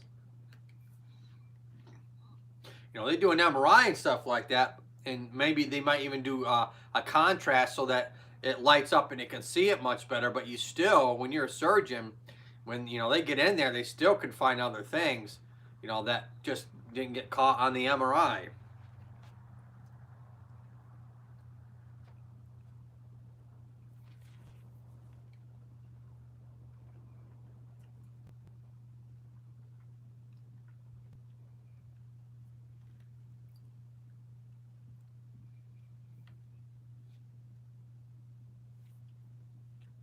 I think there's a little delay between when my phone shows an actual discussion or chat and when my computer gets it.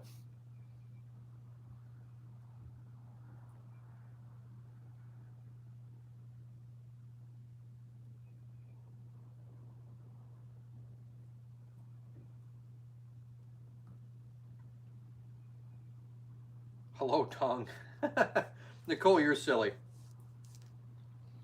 All right, and so that's a slap tear and what they would do for that. Alternative tongue says, on my way, Crystal. Uh-oh.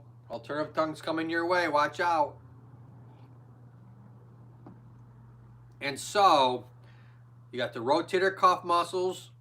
You have the classic tear, whether it's a labral tear or that supraspinatus tendon that can get torn in there, the kind of pain that you have, or pain when you try and raise your arm up. You can have a tendinopathy. What's a tendinopathy? Like I said earlier,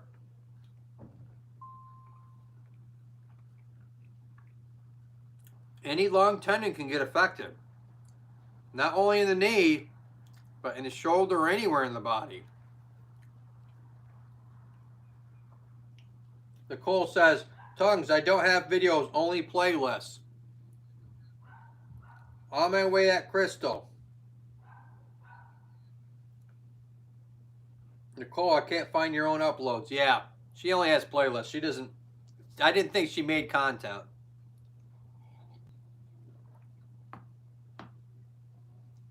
So, what was I saying here?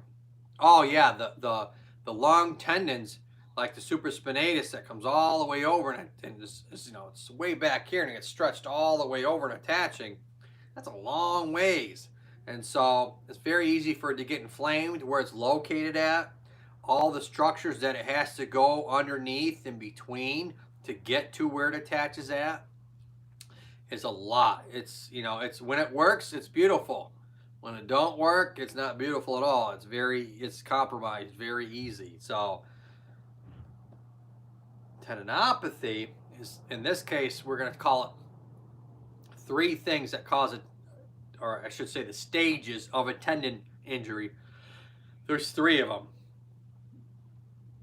Crystal, alternative tongues, I left a note in a present at your door. Okay.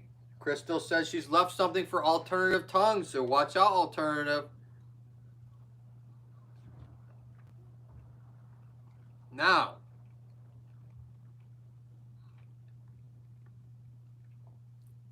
there's peritendinitis, there's tendinitis, and then there's tendinosis. So you have 3 phases of a tendon. Once you get to tendinosis, all right, that means the inflammatory phase is stopped and you're left with a disorganized, non-healed tendon. And that's not what you want. That means you're going to have a lot of chronic pain, you're going to have a lot of chronic inflammation in there, and we have to try and get you, in this case the shoulder, into a better position so we can hopefully get this tendon to heal and recover again. Get it through the proper inflammation phases, and so that it's recovered. You get the shoulder blade strong again, because that's the foundation for this entire thing is the shoulder blade. Making sure that the ball and socket all are moving correctly, and that your rotator, and that you don't have any kind of tilting or postural issues going on at the shoulder. Making sure that the clavicle is not stiff, that you know, even though it's uncomfortable to kind of push on it, on either side of where they attach at the sternum. You got to make sure that they're moving correctly, as well as so making sure that this thing is actually moving as you bring your hand over your head, that it's moving correctly.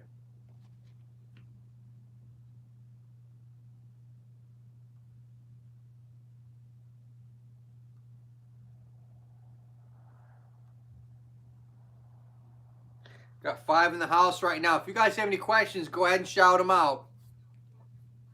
So, now, another classic thing we see in physical therapy that can happen to you all the time is called an impingement, or rotator cuff impingement. Alternative tongues, at Crystal, I'm messing up your water park fun. Hope you don't mind. Someone went to a water park. That must have been a while ago.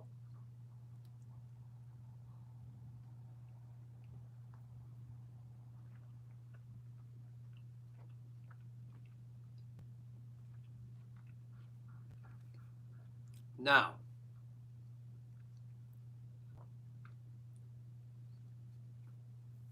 we talked about the inflammation of that tendon, and when we want to fix it, we want to make sure that that tendon doesn't pinch right where my finger's at.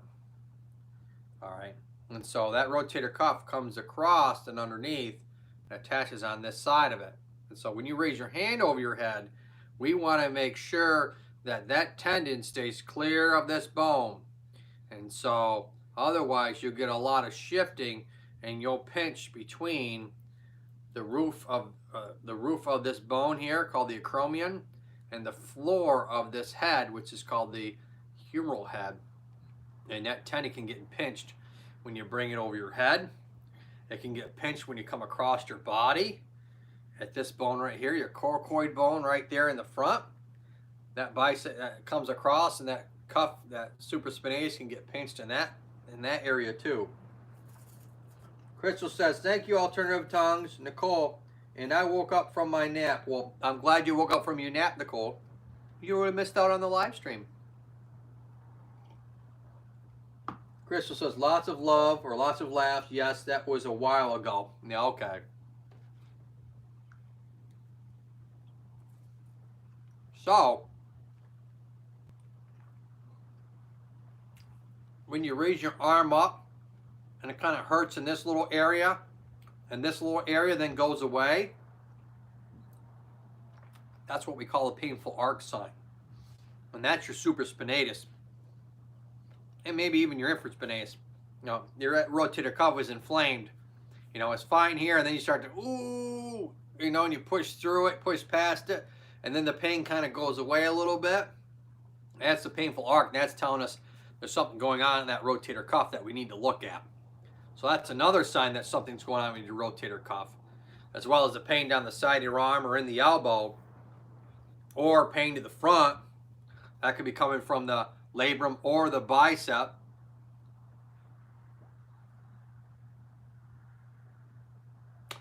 And you could have pain down the front of your bicep, and that's a big no-no. People sometimes will get diagnosed with biceps tendonitis, and it could be that, but if you haven't had an MRI, you could be dealing with a labral tear, because that tendon sitting way up inside that shoulder here is radiating pain all the way down. Excuse me. It's radiating all the way down its muscle belly, and so you could be dealing with a labral tear. Hopefully you're not, though.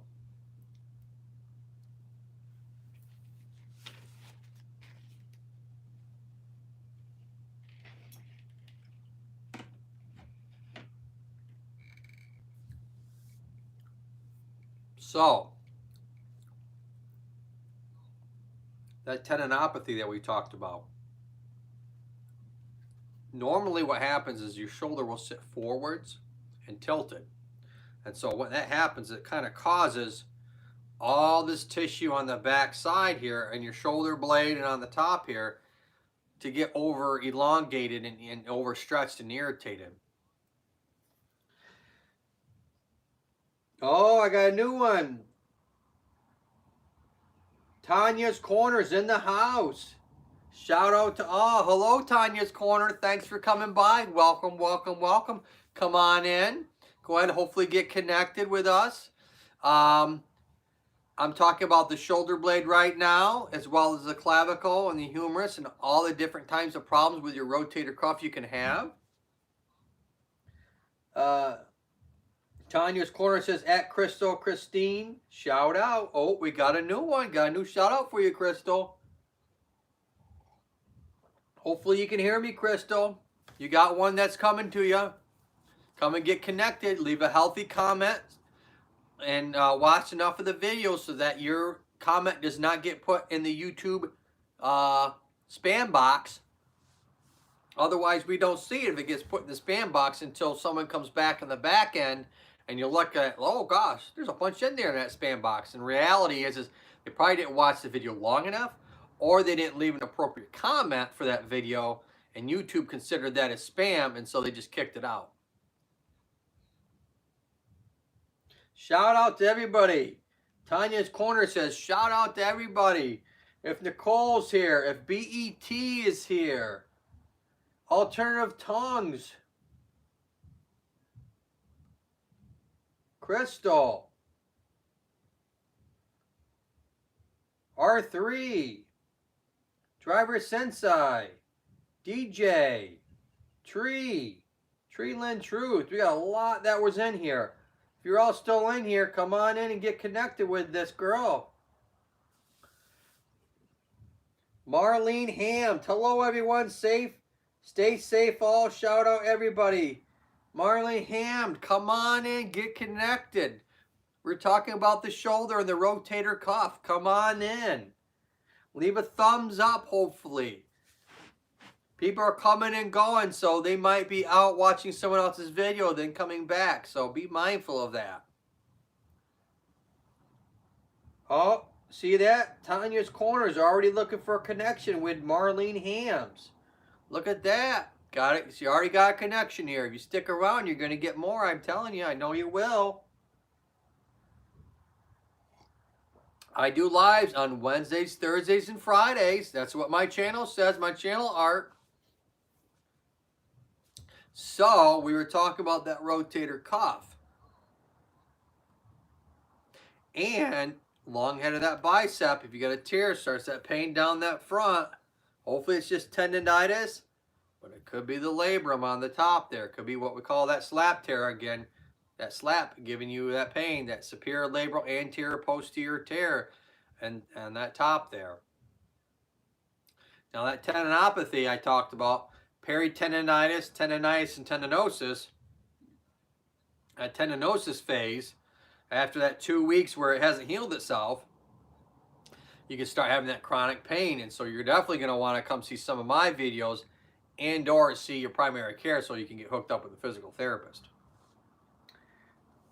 Tanya's Corner says, at Marlene's Ham, shout out. Alternative Tongues, at Tanya's Corner, shout out to you. Nicole, I wanted to say shout out to everyone. Okay, Nicole, go right ahead, girl.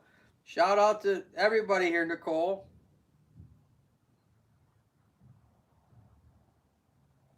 All right, and so now we talked about the rotator cuff muscles. We talked about if you have that tilting forwards and what that's doing, where you're really just starting to irritate, you're closing down that space and you're possibly irritating that muscle that comes across this area here, attaching here, called the supraspinatus, and that can pinch. And so, you know, you can pinch over your head, you can pinch out across, definitely pinch coming down. And so you want to stay away from those areas. You know, if you're having some shoulder pain, last thing you want to do is sleep on it. Last thing you want to do is sleep with your arm over your head, because that's going to cause that pinching symptom in your shoulder and get things even more inflamed. Christine says, Tanya's Corner, love your TikTok. Okay, we got a TikTok in the house. Tickety-tock, tockety-tick.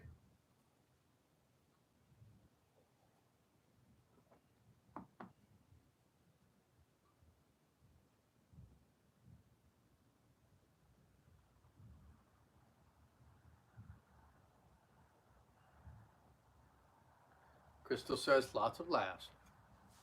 So those are the main muscles of the rotator cuff. And that fifth kind of bicep, long head, kind of, sort of, not really, but does affect the shoulder and the shoulder girdle complex completely. So, any questions on that? Now, if we just talk about that labrum that we talk about where it gets torn in there on that top part, that is actually what makes the depth of the cup, and I always talk about that. And so that the labrum is really makes the depth of the cup, so the ball has something to really move and articulate with as your hand moves all around. And so that's very important to have. You have one in your hip, and we have one big one in our shoulder. All right, that's the shoulder blade. I think that kind of hits some of the bases of the shoulder blade itself, as well as the glenohumeral joint, the ball and socket, as well as the clavicle or collarbone.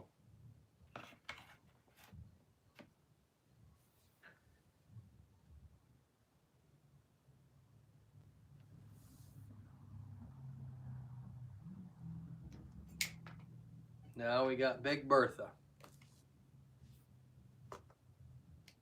So, this is big spiny right here. And I'm going to tell you what I probably did today that got things all irritated in my back.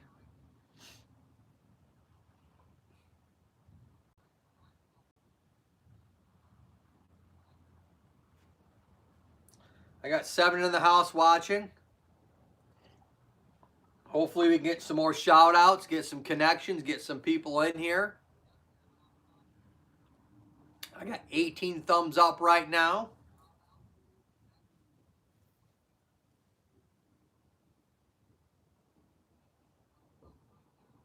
Let's see how long I've been live streaming. 117 minutes, I think. That's what that says. Woo-wee. Not quite 2 hours, right? 60 minutes an hour.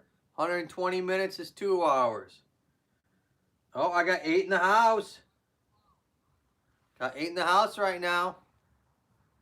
And so what we're going to look at now is what I probably did. So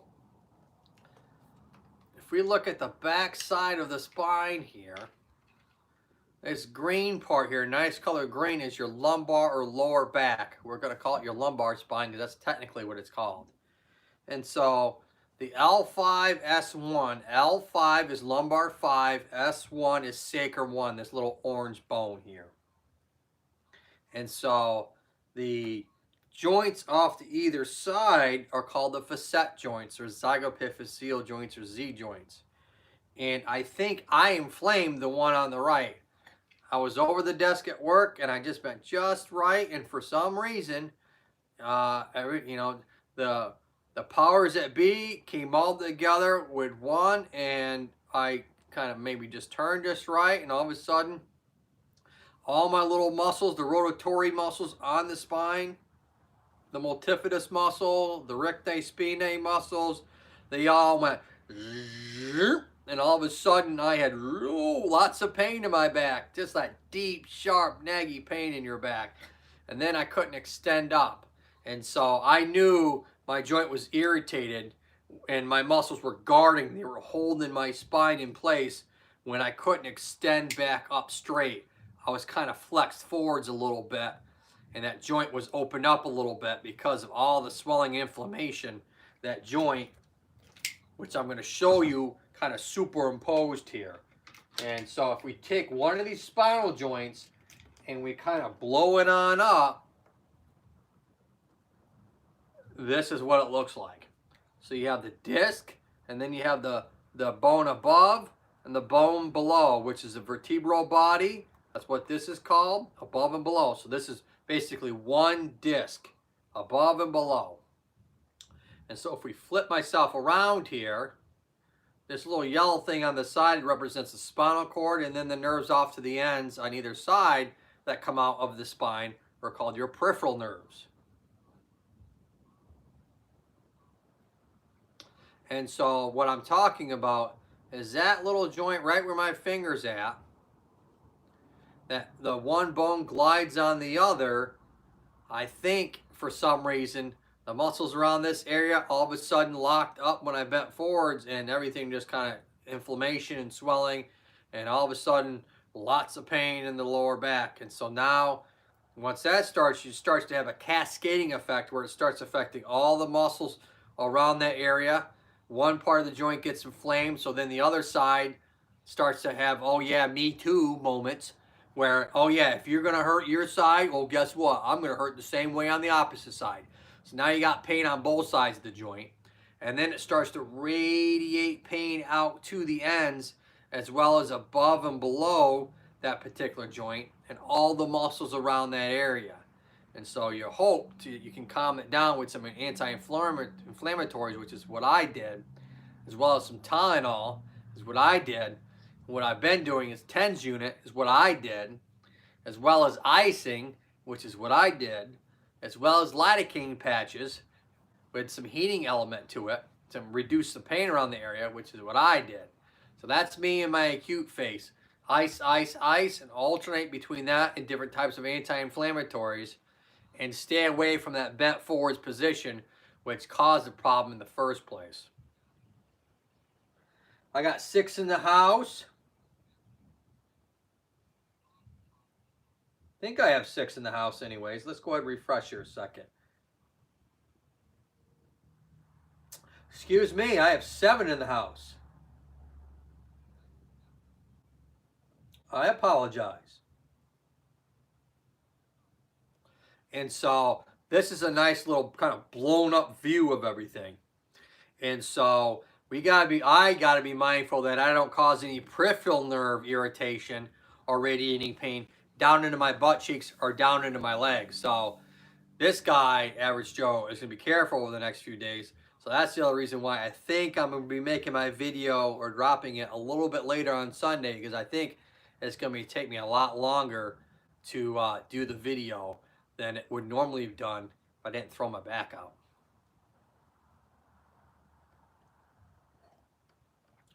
So, another thing, as we age, which is what I got, and it's normal, it's called degenerative disc, or they call it a disease. They should have never called it a disease. It's a natural occurring process, DDD for short, degenerative disc disease. People hear that don't have any knowledge and they freak out. It's a normal process. What happens is as we age, the disc starts to flatten down. It loses its ability to come all the way back up. And that starts affecting the joints on the back side, i.e. the facet joints, which is what I inflamed. Sorry to hear that. Oh, that's all right, Crystal. The good thing is, I practice what I preach. So I know, people say, I got back pain and sciatic pain. Oh yeah, I've had it too. If you're on this planet long enough, you're going to have back pain. And so, I mean, my channel is all about those particular chronic problems and treatments that you can do at home. I mean, literally, I know what's going on because I've had the same problems. Just because I'm a physical therapist doesn't mean we don't get hurt, all right? We're human. We're not robots. And so when I was talking about that degenerative disc, so as we age, it starts to kind of squish down. Normally, when you sleep, that disc starts to come back up. It gets fluid back, synovial fluid and everything back in. It gets rehydrated. And lo and behold, you're right back to where you were the day before. The joints are nice apart, and the nerves are nice and free and big and apart, and they don't have any issues. But as we age, the disc does not come back up all the way. Marilyn Ham, Tanya, nice TikTok. Oh, we got it. Look at that. Marilyn says, Ham says, Tanya's Corner, nice TikTok. Komodo Riders Vlogs. Hi, we've got a new one in here. Hello, my friend. Hello, hello, hello, Miss Riders. Thanks for coming. We're talking about this little thing called a disc in our back right now. Come on in and get connected. Oh, I got Crystal already. At Crystal's Christine's. At Marilyn Ham. Oh, man. We got a Komodo Riders. Knows all these vloggers. Nice. Nice job. And so when we look at that disc as it squishes on down, it doesn't come back up. Well, that means that you're going to have extra stress being placed on these joints over time. Excuse me, and over time, these joints start to get thick. they literally start to get thicker, and that can cause a lot of irritation because as they get thicker, they take some of the space that used to be there. And so, and as the disc gets thinner and thinner, what happens is the nerve that comes out of the canal starts to get narrower and narrower. And now you're dealing with what we call stenosis, which is narrowing of a canal. In this case, it's the nerve canal or the foraminal canal where the nerve comes out. Crystal says, hello. Hi, Miss. Hello, Comento Riders Vlog. So we got Crystal connecting with the riders. I got 8 in the house right now. 8. 1, 2, 3, 4, 5, 6, 7, 8. Woo! I don't know much more Spanish than that. I'm trying. But this old brain don't work as good as it used to. So that's the big thing, that stenosis, that narrowing of that canal, which can cause a lot of nerve pain. And sometimes you need to have surgery if it's really bad. They'll go in there and clean that out. And they might do what's called the laminectomy. What the heck is that? You see these little bones sticking out on the back side here? On skinny people, you can see them on the back side of their spine. These bones are called your spinous processes. And right to each side of them is called the lamina. And so if you have to have a disc issue or a stenosis issue that they need to fix, a lot of times what they'll do is they literally will cut out that piece of the bone. That's called a laminectomy. Nicole says, and I might eat dinner soon though. That's okay, Nicole. You can go ahead and eat dinner. I want to thank you for coming by. I do my lives on Wednesdays, Thursdays, and Fridays. And hopefully this weekend I'll be able to drop my video on Sunday, barring my back doesn't get worse. I got 6 in the house right now. Come and get connected.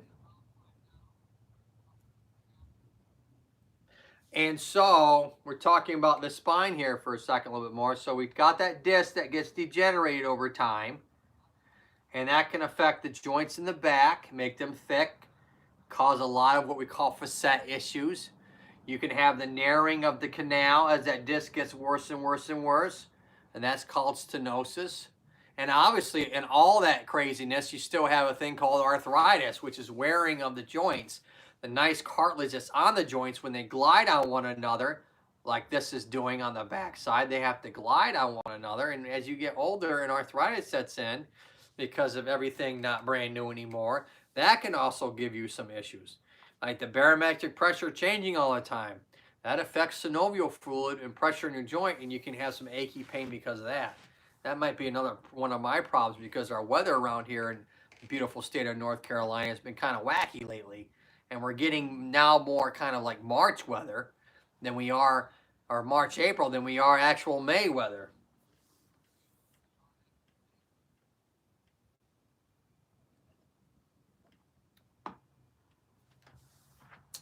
And so that's kind of the basic lowdown of the disc in the spine itself.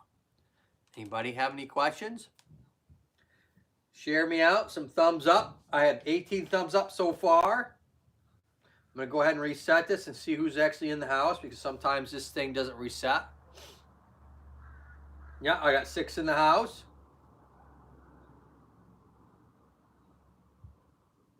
Seven in the house, excuse me.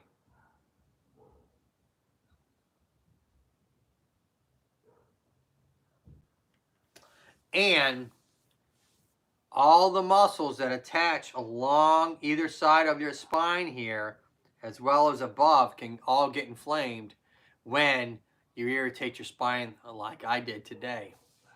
And so, got to take it easy.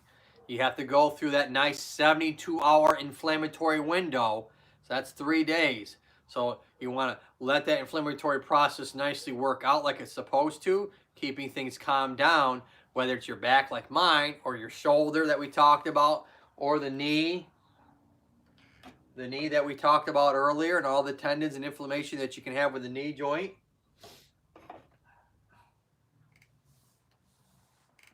So you got to be mindful of that stuff. Otherwise, you will get worse. Marlene. Oh, good compilation. Oh, Marlene has just got done with Komodo Riders. Said good. It was nice. So a nice connection happened there. That is awesome. Wonderful. Thank you both. I'm so glad you guys got connected. That's great. All right. So you can get the joint issue. Now, what do they do for that?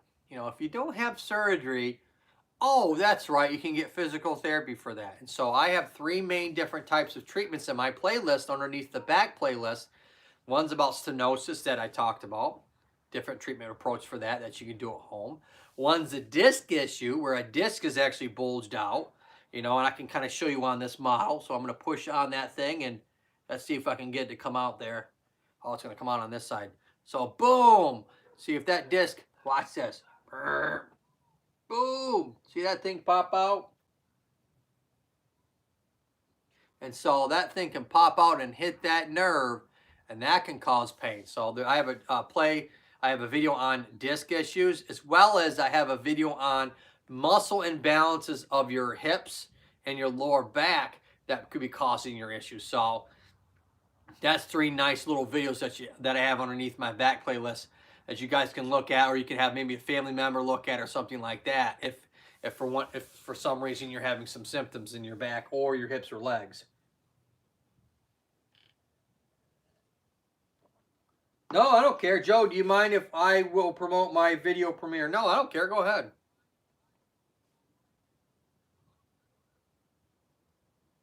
So Alternative Tongues has got a premiere coming up here. They're going to go ahead and throw it out. Throw it out in the comments section.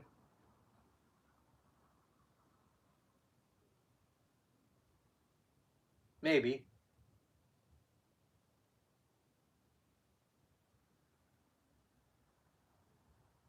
All right. At some point they will. And so that's the disc issue. That's the stenosis issue. And that's the arthritis issue.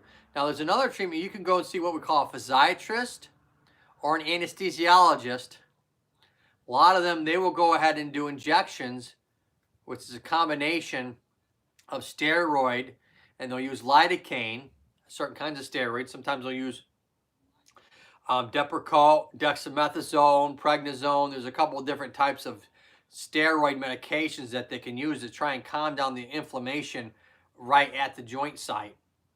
What they do is they use a thing called fluoroscopy, which is a live X-ray. They'll have 2 different screens up, and it'll kind of show the 2 different angles that they're trying to see on the spine to kind of guide that needle down in. It's usually a hollow needle. And then they'll put in that hollow needle, they'll put the lidocaine, and then they'll put the steroid in there and let that joint and the nerve get bathed to really calm down the inflammatory process. And so those are called steroid or epidural injections, and you can get them in a sequence. It's usually, you'll get one, and then it might be 4 or 6 weeks, and then it might be one, you know, within a 3-month window. You can't have them all the time because steroid obviously breaks down the healthy stuff as well as the bad stuff. So it's kind of a give or take. Alternative Tongues, I don't have the link yet, but hopefully later today. Hoping for everybody's support. Visit my channel in a few hours. Maggie Vlogs in the house. Maggie Vlog, thank you for coming, sweetie. That's so nice. This is Maggie Rooks Vlogs. She's amazing. She does live streams until the cows come home, so to speak. She's always doing live streams. She does do some edited videos, but she gets connected. She's on there for a lot longer than I am. I try and do maybe hour, 2 hour, 2.5 hours live streams. She'll do them for hours on end. I don't know how she does it. She's just a monster. So if you want to get connected, you get connected with Maggie, and you go and you hit the bell, and when she does a live stream, which is basically every day or pretty close to it, you can go ahead and get connected with some of her friends, all right, and then you can go from there. See how I had Rona's vlog here earlier. I got me some Maggie Rooks here. So you got some good people that do really good live streams with a lot of people, so you can get connected out there, hopefully, to help your channel grow.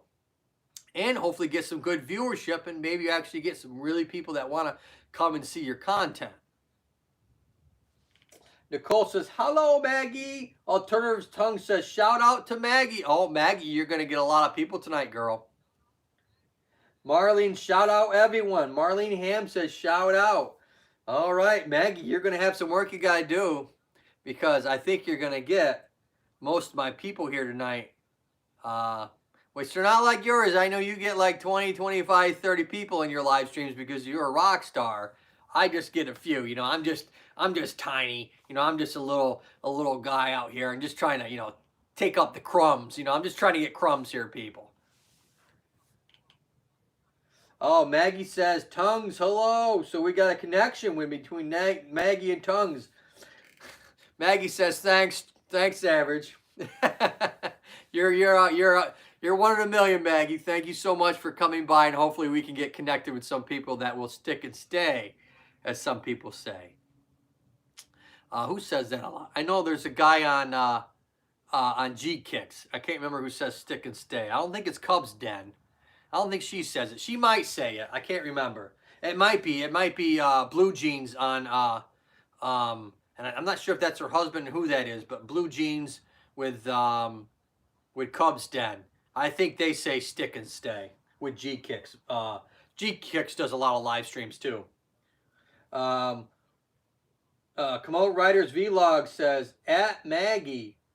Komodo Riders Vlog says at Alternative Tongue. Oh my Lord.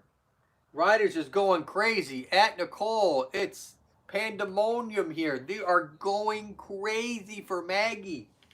Maggie, Maggie, Maggie. They're all saying, please. You got to give Maggie a chance, people. Now, she only can see one person at a time. She needs to make a decent comment. Hit the bell if she likes. Subscribe. Watch a good part of the video, because if she don't, that's just going to go right into the spam box, and you're not even going to think Maggie showed up at your house.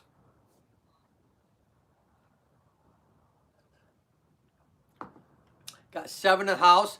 Maggie, I'm doing live streams Wednesdays, Thursdays, and Fridays. That's what's new on my channel, art, as well as I'm going to try and drop my video on Sunday, barring my back clears up a little bit. I've messed up my back. Cross my fingers on that one. I got to do some physical therapy to it, which is what I've been doing most of today once I get out of work. And so we were talking about not only my problem that I think is going on, but also the degenerative disc, which I have, which everybody does as you age. It's a natural, normal occurrence. And I hope if I get anything out of my channel, one of them is that people understand that degenerative disc disease is not a death sentence. It's a normal aging process. You're just getting some sort of symptomatic or inflammatory process occurring from something else. That it's not the degenerative disc itself that's causing the issue. It might be a component of that, but it's not the direct actual problem, pain coming from that, I should say. Alternative Tongue says, at Komodo, shout out. Shout out. We got a shout out. Come on in. We got 7 in the house. Thumbs up. Give me some thumbs up. Give me some love, people. All right, and last but not least, you can sprain any of the ligaments, okay? Because you sprain a ligament and you strain a muscle or a tendon. You don't sprain muscles and tendons. You strain muscles and tendons, and you sprain ligaments. Oh, I got a Maggie that's doing a little laughing from side to side. Emojis, emojis. If it wasn't for emojis, what would we be doing? We'd be talking to one another. Isn't that crazy? The idea that you would actually have a conversation. It just baffles me. Why do that when you can do it with a smile? All right, and so that's most of, but not all, definitely what's going on with me. The disc, the joint, the muscles. The disc is degenerated on me. The joint is irritated and inflamed on me, as well as the muscles around the area have gotten contracted and tight in what we call muscle guarding or protective guarding, so that my symptoms don't get any worse. I got 6 in the house right now. I got, yes, Komodo Riders from Nicole.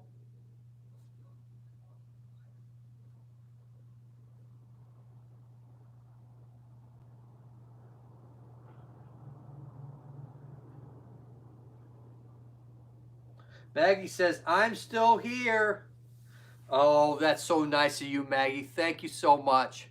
I appreciate it. What's it like, 10 o'clock, 10:30 your time probably there right now? I think you're 6 hours ahead of me.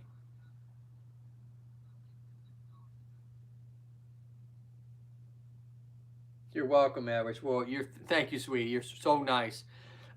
Okay, so that's kind of a blow up of the disc and joint issue. I'll move that over for a second. And we're going to bring Big Bertha up here for a second. And we're going to talk a little bit more about some of the muscles that get inflamed when you start to have some back problems. It's 10:38 here. Yeah, so it's 4:40 here. So like I said, you're 6 hours ahead of me. So like when you're having your video at what, like 2 o'clock or 1 o'clock or something like that. Yeah, it's like 8 o'clock. It's like 8 a.m. or 9 a.m. at my time in the morning. Oh, I got Maggie Rook saying, okay, at Tongues, I'm going to come and see you.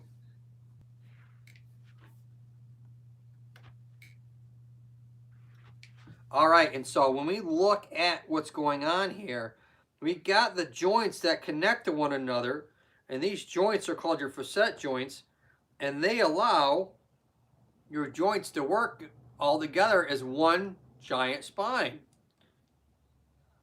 These are called your facet joints, and mine's inflamed on mine. And so the muscles along the area, we have the deep muscles, 3 layers down that are attached to the spine themselves. The erecti spinae, the rotatory muscles attached right on the spine. Then you have some of the deep muscles that cross the pelvis and the spine, as well as the ribs are out here too. Remember, you have your rib cage that I don't have on this nice fella, but you have the ribs out here there. So those muscles are going on attaching to the ribs, attaching the spine, as well as attaching to what we call the pelvis. And so we're down here at the lower pelvis area, and there's one main muscle called your quadratus laborum muscle, and that's kind of what we call your hip hiking muscle. It also has some rotation and side bending movement too. And so mine's inflamed on me, and so it gives you some pain along the lower back and right side, as well as it starts to get some other parts of the back muscles inflamed too at the same time. Alternative Tongue says, I'm at your place, Maggie. Maggie says, okay, at Tongues, I know.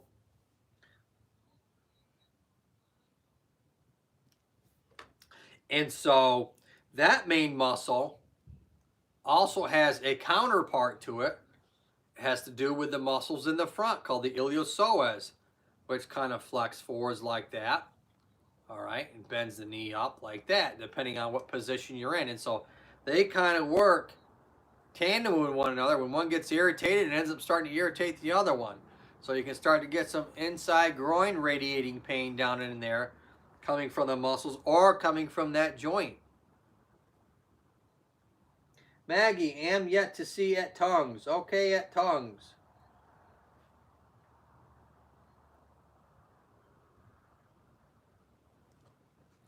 And the reality is we got to get all those muscles to calm down, all right? And then hopefully also get the joint to calm down, and lo and behold, a lot of your pain will go away. And that's usually within the first 72 hours if you do something stupid like I did earlier, which I really didn't think I did anything. I just kind of bent forwards and twisted. That's all it takes sometimes. I've done that a million times and no problems at all. It's just that the world collided at one spot and boom. And there you go. And then you're hurting for several days. So sometimes it's not lifting something heavy, or it's not, getting knocked down or something crazy like that, or a car accident or some sort of major trauma. Sometimes it's something as silly as that. And if you're just All the muscles are in a certain position and the joint's in a certain position, and you do something fairly quickly and all of a sudden it just grabs. And lo and behold, everything, inflammation, a whole cascading effect starts to take place. Nicole says, and I'm enjoying the live stream. Well, thank you, Nicole. I appreciate it. Maggie says, wow, are you serious at Everidge? Yes, I'm serious. I tweaked my back.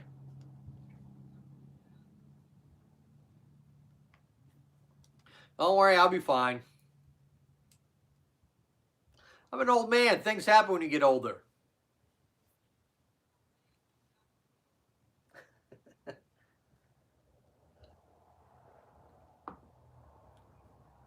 That's okay, Maggie. I might be old. I don't know how old you guys are. You guys are probably, you might be in your 20s or 30s. Most of you guys look like you're in your 20s or 30s for the most part. It's hard to tell once you get to a certain age level. Uh-oh. My battery just went down on me. Let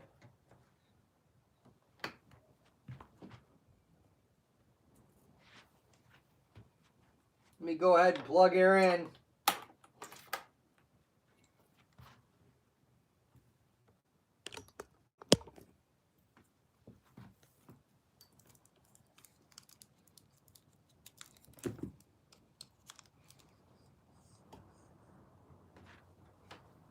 There we go.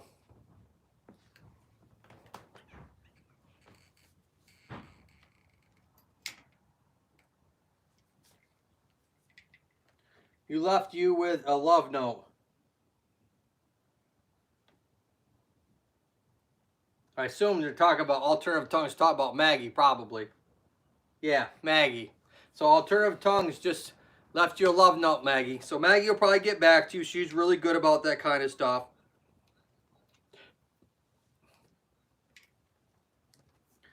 All right, and so those muscles coming across like this. You got some muscles coming this way. Marlon at Maggie Rook's Vlog, stay connected. She will. She's busy though. You figure she does live streams a lot, and she's got lots of subscribers. I don't know how many she's got. 4,000, 6,000. I don't know. She's got a lot of subscribers. So the reality is once you get to a certain level with subscribers, it's not physically possible to watch everybody's video. I mean, there's that kind of that precipice where you hit a certain subscriber count, and it's just not enough time in the day. You know, some people you like to see, and you maybe ring the bell for them, but unfortunately, you're not going to be able to see everybody's video. It's just not possible. So she's probably in that group at this point where you can't see everybody's video. I mean, I'm at 1,400 subscribers right now, and I know I can't see everybody's video. 1,400 people, there's not enough time in the day. I see a lot of people, and I try and, each week go and see everybody else's, and I try and get into live streams when I can. But it's impossible to see everybody every day. It's just not possible.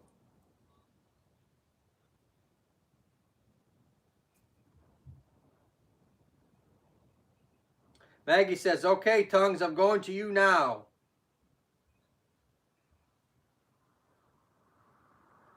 And so when we look at this back, we have these muscles coming this way, off of the hips.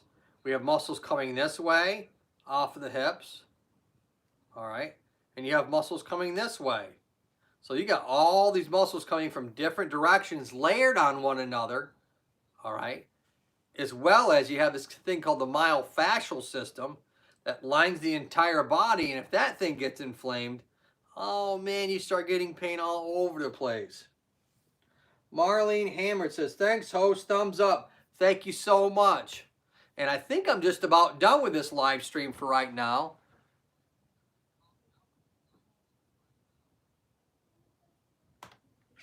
Maggie Rook says, Tongues, we're family. Blue hearts. She dropped the hearts for you.